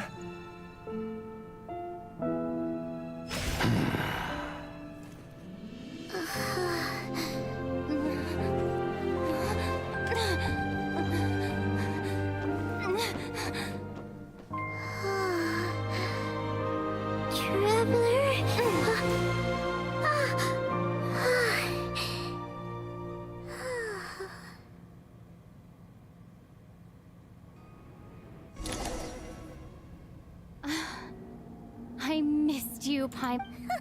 What are you talking about? We haven't even been It was... You seem to be in pretty... Yeah, Paimon back in tip-top condition. It's the weirdest thing. The jester and that guy talking to him used some kind of energy on Paimon.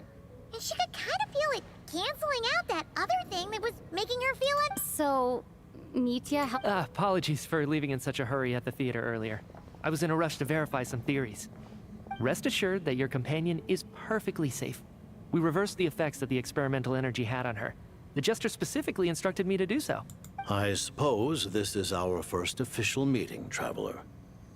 I could not let Paimon suffer in her condition for a moment longer, and so I simply took her without explanation. I hope you do not mind. But why would a big shot like you? As I said when you first arrived in Snezhnaya, we once spent some time together in the distant past. Oh yeah, you did mention that. And Paimon did think you seemed strangely familiar the first time we met. I'm afraid the reminiscing will have to wait. Mitya, let us continue with the report.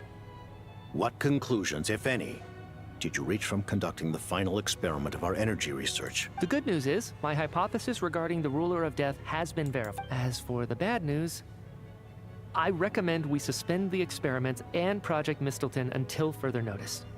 Currently, we have no means with which to make a breakthrough. I say this purely as a scientist, guided by reason alone. I will trust your judgment. We shall put the project on hold until the Ruler of Death has been eliminated. Fucking eliminated? What are you guys talking about? You want to get rid of Renova? Like, how? By whatever means necessary, so long as it removes the threat she poses to us. Until then, everything we do will be in vain. After what just happened, I've ascertained Renova's goal. Or rather, the trigger condition for the Curse of Death. Oh. Okay. What she's doing is blocking Snezhnaya's technological progress, preventing us from possessing any means with which to threaten the heavenly principles. Just like the little lapdog she is. So, any ideas, research, or experiments that lead to technological progress can trigger the curse. Oh. Just now, for instance, I was set to launch a final phase energy experiment ahead of schedule. If the experiment was successful, we could have achieved, as expected though, the moment the experiment began, all the researchers, technicians, and witnesses died from the curse. All that effort, not to mention the energy and materials we relied on Project Snezhnaya to gather for us, went to waste. In the end, nothing. Does that mean something similar happened when we were at... That's right. During the performance, I thought of an important breakthrough regarding the experiment, and wound up dragging everyone into this. So the nature of the curse seems to be something like... when moments of technological progress occur, all life in the vicinity is taken away. What a vile... Of course, that meant the curse was normally limited to the Armory Palace. Since outsiders are forbidden from entering, this mass death phenomenon went unnoticed. Until Odette came along. I believe she was the first witness. The Curse of Death was triggered just before she infiltrated the Armory Palace that day. But you mentioned something about a final stage experiment. Doesn't that mean you've actually made some progress? That's right. Even with the gods locking certain key components out of reach, humanity can still advance technology in incremental steps accumulated over time. But, as I'm sure Renova anticipated, even incremental progress has its limits. A point where the truth you're seeking must be put to the test in an experiment. You mean the experiment you were just about to do? Yes, we were at a critical juncture, a moment where the quantitative was about to translate into fundamental qualitative change. With this single experiment, we could have brought everything we've worked for to fruition. But now, after already being forced to fumble around in the dark all this time, it feels like we've truly hit an impenetrable wall. As long as Renova's Curse of Death persists, we won't be able to advance the experiment or obtain any And with Project Snezhnaya having been in effect all this time, at our nation's current strength, repeated trial and error is simply unsustainable. Only by eliminating Renova first will it be possible to continue advancing. She's the ruler of death! She can just kill whoever she wants, right? That's gotta be the scariest... We'll see. But one thing's for sure. She definitely can't just do whatever she wants. The best proof of that is me, standing here, very much alive. You're safe. Wouldn't it be easier to just kill all of us researchers for good? Why resurrect us over and over again? Why let us advance our So, you're saying even the ruler of death has limitations we... Exactly. And I think that's where the key to our breakthrough lies. Regardless, the ruler of death has always been an obstacle we must overcome. Indeed, we must face life, death, time, and space. After all, our goal is the heavenly principles. The Fatui want to challenge the heavenly principles? For a long time, I've had a vague suspicion the Fatui and the Tsaritsa were targeting the heavenly principles, but hearing the Jester admit it is still a shock. No wonder that Tsaritsa's goal has always been kept a secret from the... What kind of road will that lead? In that case... Lord Jester, I would like to request some leave. I'd like some time to organize my thoughts and... Granted. Get some rest, put the experiment out of your mind, and take care that the curse of death doesn't affect any...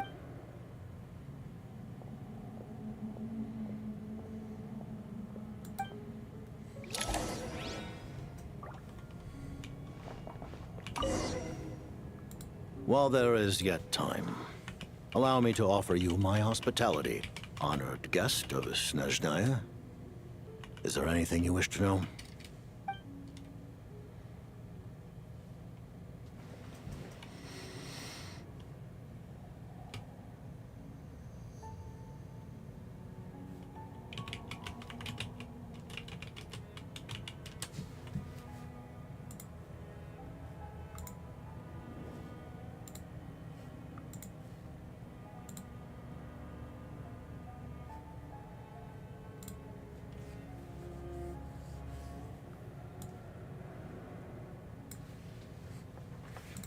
I remember hearing the term Mistleton from Columbina. Yeah! Paimon wanted to ask about that when the name came up just now. What is it?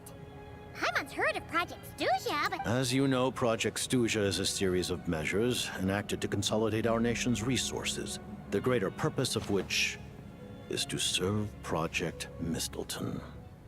Many of the things you have encountered thus far are essentially for the advancement. This includes the Kuvaki Experimental Design Bureau in Notdry. Researching Kuvaki was merely a facade. Its core objective was to use local resources and research findings to build Mistleton. And that's a weapon built for the final battle against the... Huh? I was given some intel, and I... Wait! You must mean that thing over there! Oh, Paimon's gotta take a closer look at this thing. Especially if... Kuvaki alone will not break through Celestia's defenses, let alone challenge the heavenly principles. The heavenly principles are no doubt accustomed to combating the power of the light realm, and elemental energy is simply the power of the human realm, converted to that form by the heavenly principles themselves. Any attempt to use this power against its creator. For now, therefore, we have set our sights on the form of energy associated with the third descender and the stellar linchpins. This may hold the potential to allow Mistleton to contend with the heavenly. You could say that by reverse engineering the stellar linchpins to extract the energy within, we have obtained a source of anti-Celestia energy. Ooh. The Kuvaki Experimental Design Bureau, Project Stuja, and the new energy experiments. Huh. So, Project Mistleton is what... And it looks like your plan is almost complete. No wonder the ruler... Her Majesty the Tsaritsa has embarked upon an expedition to vanquish a monster. Were it not for this, I imagine she would have been delighted to grant you an audience. Seems like the powers that be in Snezhnaya don't intend to hold my past conflicts with the Fatui against me. The Harbingers have been nice. granted significant autonomy in retrieving the Gnosis. But by the same token, they do not completely represent Snezhnaya's official stance. Yeah, that's my what I'm mind. talking about. Speaking of the Gnosis, Paimon's been dying to ask this question since forever. Why exactly does the Tsaritsa want to collect them? Is it something to do with the fight against... The No-Seas will undoubtedly serve as a key bargaining chip when she confronts the Heavenly Principles. Beyond that, you had best ask the Tsaritsa herself. I am not sure if this information is mine to disclose. Yeah, I see some theories that it's Don't you make the rules?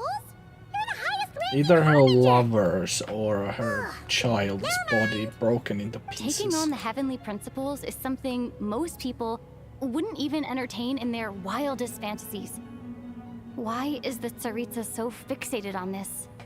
Intervat today, civilization is nothing but an illusion. Something whose very existence can be negated at any moment. Our civilization may very well be destroyed in the struggle, but as things stand, the Heavenly Principles could choose to negate our existence on a passing whim. And we must not sit back and accept that fate. Only by changing the state of affairs, only by overthrowing the Heavenly Principles, can our civilization truly be said to have. Otherwise, the fate of the people of Conria and Hyperborea is a cycle doomed to repeat it. Accepting potential destruction? Furthermore, perhaps this is still somewhat difficult for you to understand. Are you aware that all the rules of this world are made up of curses? Huh? All of them? Paimon knows about the curse of death you mentioned, and the curse of immortality that you and Dainsleif have. Then, the birth of the Hilly Churls, the rules of Natlan's Ode of Resurrection, those are curses too? Farina's long life seems to stem from a curse placed on her by Focalor as well. Yes. Even a god's love for humanity is a curse the Heavenly Principles inflicted upon the god. What? The Tsaritsa has always had ample reason to hate the Heavenly Principles. If she can seize their authority, she will reconstruct the entire world, and when that time comes, humanity will be completely liberated from curses and lies. Look forward to it. It will be a world beyond your imagination. Though the ordinary people of Snezhnaya may not understand these details, in this frigid land locked in a ceaseless struggle against the environment, in this nation to which the gods have never shown favor, we all believe that standing in solidarity with the Tsaritsa in our shared struggle will surely usher in a new and better world.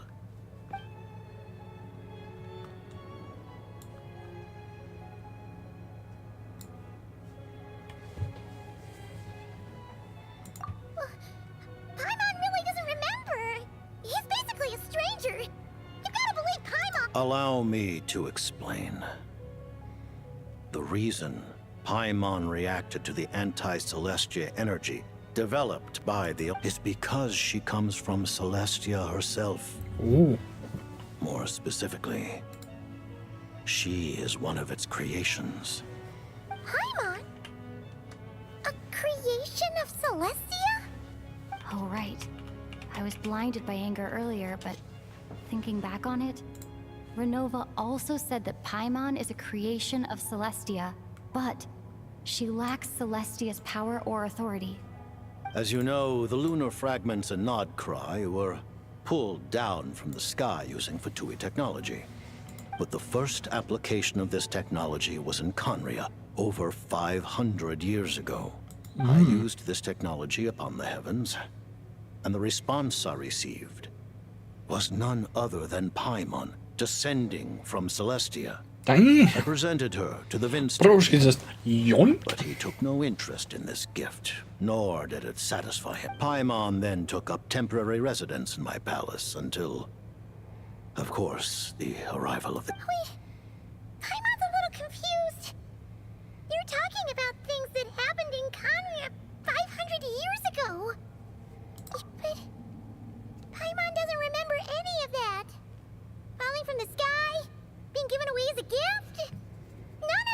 Having lived through the cataclysm, perhaps you too were burdened with some manner of curse.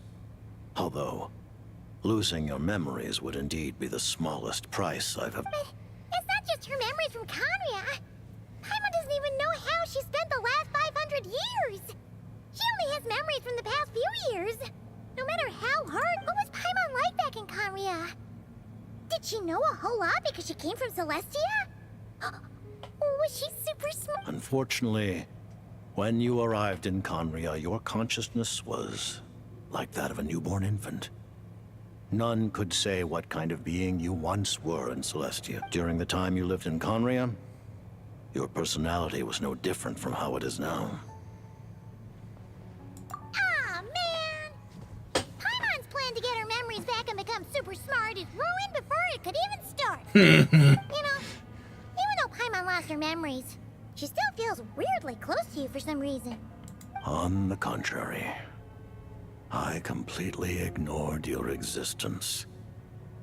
I was entirely focused on my struggle against Troptatir the Wise. But now, as I see it, it is as if you are the only sane thing that survived that era of insanity.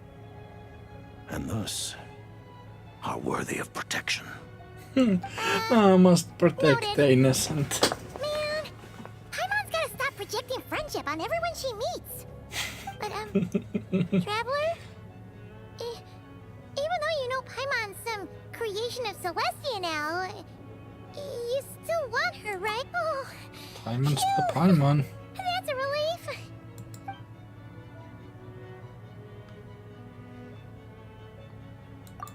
Thank you for telling me so much. I'm a bit surprised, honestly. I didn't expect... Given the circumstances, the Fatui need not hide anything from our ally. Allies? To advance Project Mistleton, we must first resolve our issue with the Ruler of Death. And, if I presume correctly, you have no intention... That's right. Ever since she said she intends to reclaim Paimon when we next meet, I figured reconciliation was out of the... Against an opponent of this caliber, deliberating over our allegiances would waste time we do not have. We must join forces unreservedly with whomever we can. You're going to challenge the Ruler of Death? Just for Paimon? But Paimon's only... Going against God for a little munchkin.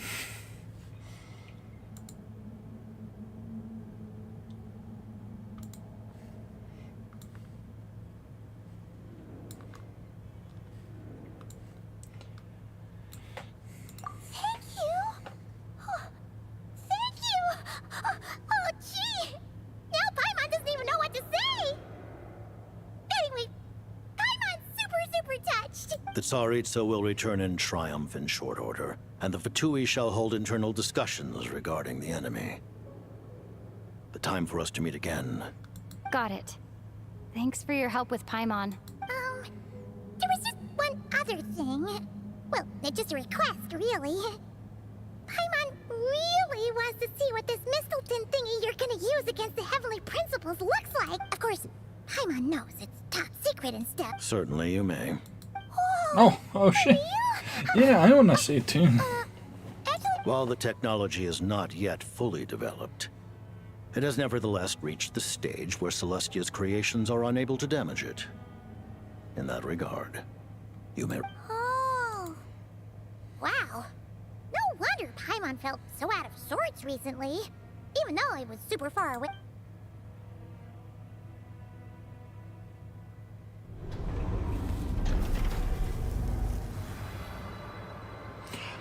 Oh, it's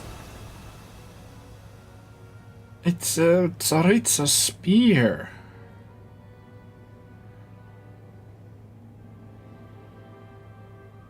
Fucking Rongo mini-ad or some shit.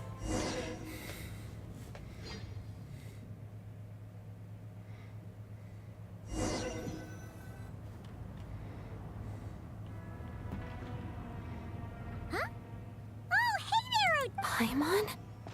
You're okay. Thank goodness.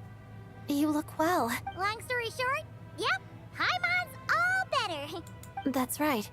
When I woke up, I wanted to go in after you, but the guards had woken up as well. It would have been tough to take them on alone.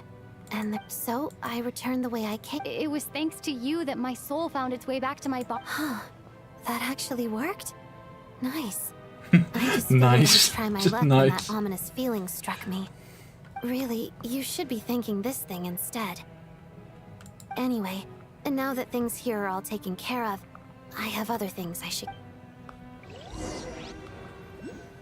So we're thanking Signora. Ah, Director Chuganov, you're back. We just received notice that Project Stuzha has been suspended, so we've convened an emergency meeting. This is the preliminary plan. In addition to our calculations indicate that the factory's That won't be necessary. Leave the energy for those who need it. Whether they use it just to get by or to run a business, that's up to them. Start preparing to halt production and lay off the staff. Make sure the workers are able to land on their feet and that they are duly compensated. Thank you all for your hard work during... Am I hearing you right? Why? After all the tough times we made it through, now is exactly when we should start to turn a... I just... suddenly don't want to do this anymore. Huh. Iskra. It's time to rest. Dear esteemed members of the Rokot, given the effects of Lelik's radical actions upon our organization's reputation and social stability, a decision has been made to permanently withdraw this codename from use. Considering that Lelik did what they did for the benefit of the people, the Rokot has nevertheless negotiated with the authorities, ultimately securing a waiver for all penalties due to them. Lelik will be suspended for a period of time. Depending on their future performance, they may be allowed to adopt a new codename and continue acting. The purpose of this notice is to remind everyone once again that motives and methods are equally important when one operates. Even with Project Stuzha's suspension and our interim operational victory, Wait, Stuzha we got must guard against suspended? What the complacency and fuck? rashness and work to... We act only for the greater glory and solidarity of our nation. We act only for the greater glory and solidarity of our nation. May the Aurora... Looks like... You mean for us? Just thinking out loud, I've never seen the Snezhnaya Gradvecha so lively before. I never once thought I'd come here. But I understand everything now, Rosaline.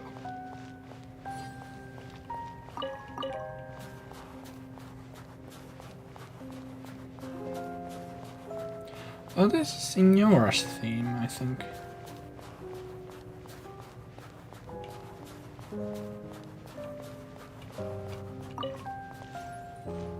I've seen Spirit Seeker performed many times, including by your mother. Why do you bring that up all of a sudden? Even though the choreography is always identical, every dancer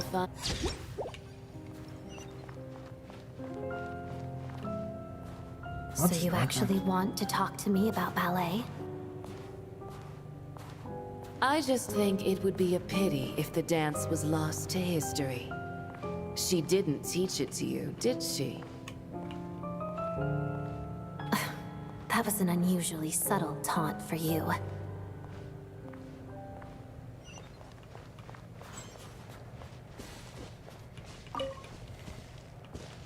We embraced one another on the snow-swept plains, melting the ruthlessness of time. But when our bodies, in pieces, are cast to the winds, what of our love will remain behind?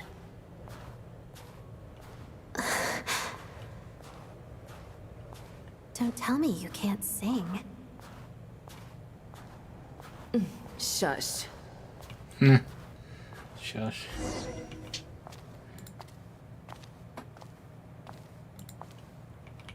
I understand her hatred. The Fatui robbed her of the life she should have had. I never opposed her dancing. Yet still I became an enemy of her ballet. I'll just keep my distance. Many despise me. I'm used to it. You're certainly not one to shy away from confrontation. But children, they need a different approach. I'm hardly the most maternal figure. Yet, she is a child. In my experience, while a father commands authority, he must still yield to love. You should tell her what you think about her dancing.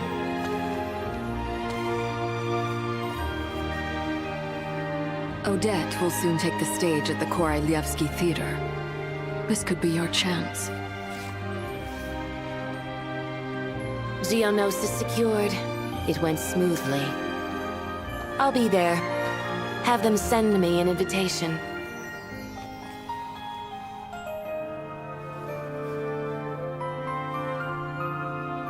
Sadly, things didn't work out. Her final words are inside that block of ice. This? Aren't these for monitoring her subordinates? Not yours. This one isn't her witch's flame, but my two worlds' flames. The two worlds' flames can burn away memories. It was my parting gift to Rosaline.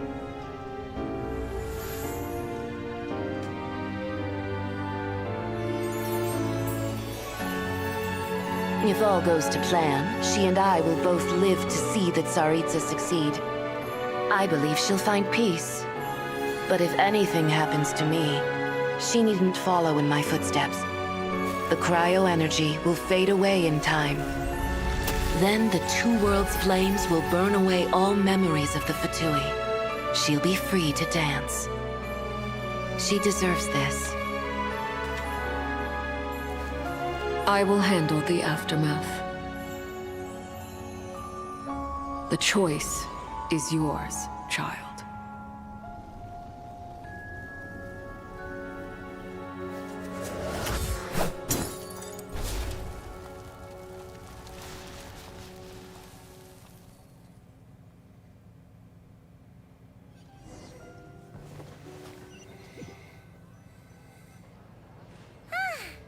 Fresh air at last! Paimon's head isn't spinning anymore, and the fever's all gone. Paimon's finally free to fly again! Oh, it's nice to finally know where Paimon came from, too. It did make Paimon a little nervous at first, but it's such a relief now. Like, who cares if Paimon's a creation of Celestia?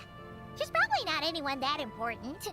Probably just the fairy of food and fun or something. And like you said, Probably. this doesn't have to change anything between us.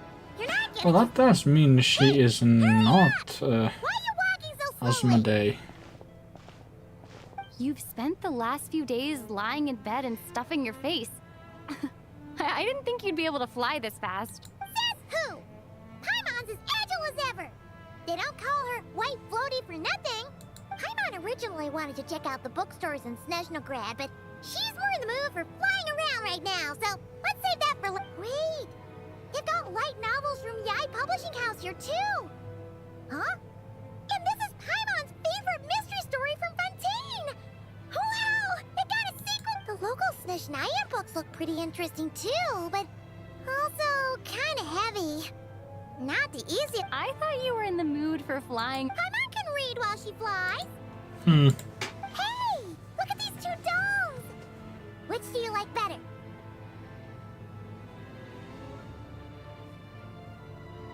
Alright! Bud? Oh. I thought... There you are. Thanks. Paimon will grab this, and then... Huh? Huh? You have clearly not seen. Yeah, my grandma had one of these. Just not sure if she still has it or it broke. A whole bunch of people are gathered over by the plaza! Hey, look! I know that voice. Of course. If it isn't Paimon and my old comrade. Yeah! The Jester knew what was wrong and fixed Paimon right up! Oh, yeah. About that. That was kind of embarrassing. Who could have known that our director would go looking for you in person? So sorry for the Oh, right. let me introduce you.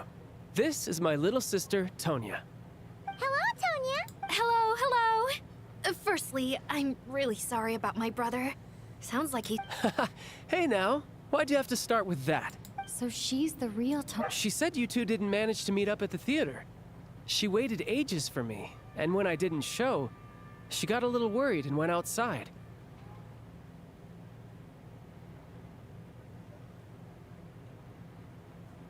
I know, right? He didn't bother to say a word to me. I searched up and down the city for him, and he only told me about it when I finally caught him at the gates of Glupov. I've been rushed off my feet lately, so I didn't get the chance to go home. I just figured the Traveler would fill you with... Well, the snow was bad, and you're never late. So I was really worried about you. How was I supposed... I'm sorry, Tonya. I really am. I'll make it up to you some... Although the mix-up led to a series of misunderstandings, it's probably for the best that the real Tonya didn't get caught up in that mess. Besides, it's obvious that Tartaglia isn't usually one to break a promise.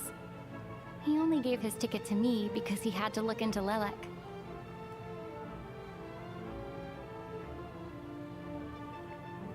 No, it's fine.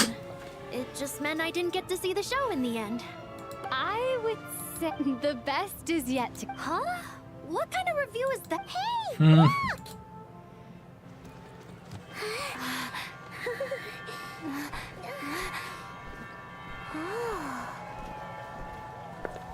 You, Tsaritsa. Hell yeah.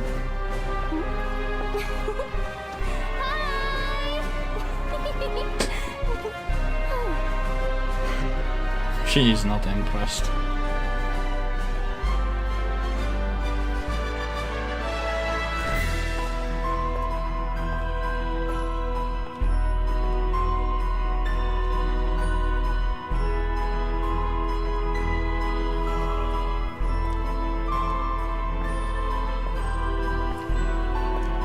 Yeah, I'm definitely saving up for her.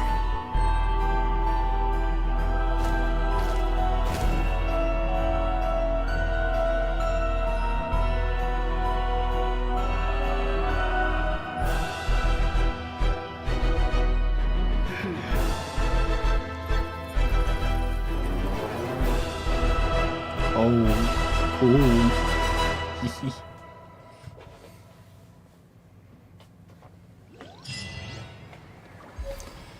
That was dope. Yee.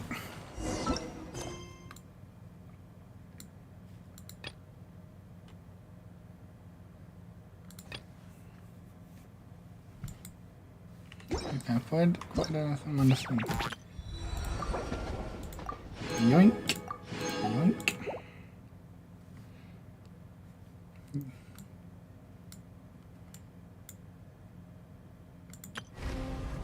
Godforsaken first. That's funny. And yoink. Yeah, we looking good. Just need to get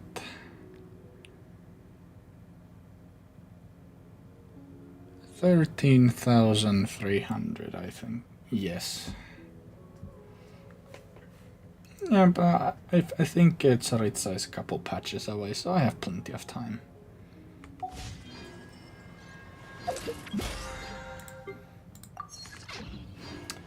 So, well, that was that. Really enjoyed it, though. Actually, no, I liked it all. We got to see Ronova. And we had that whole death mystery, which was really intriguing.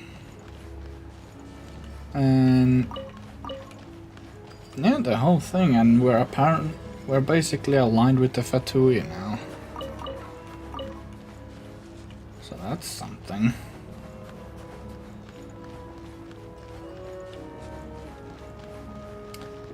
Oh. That was that stream, and next time will be when new Archon story comes out. That'll be a while. So in the meantime, thank you everybody so much for watching. It was Will the Wither Potion here, and bye bye.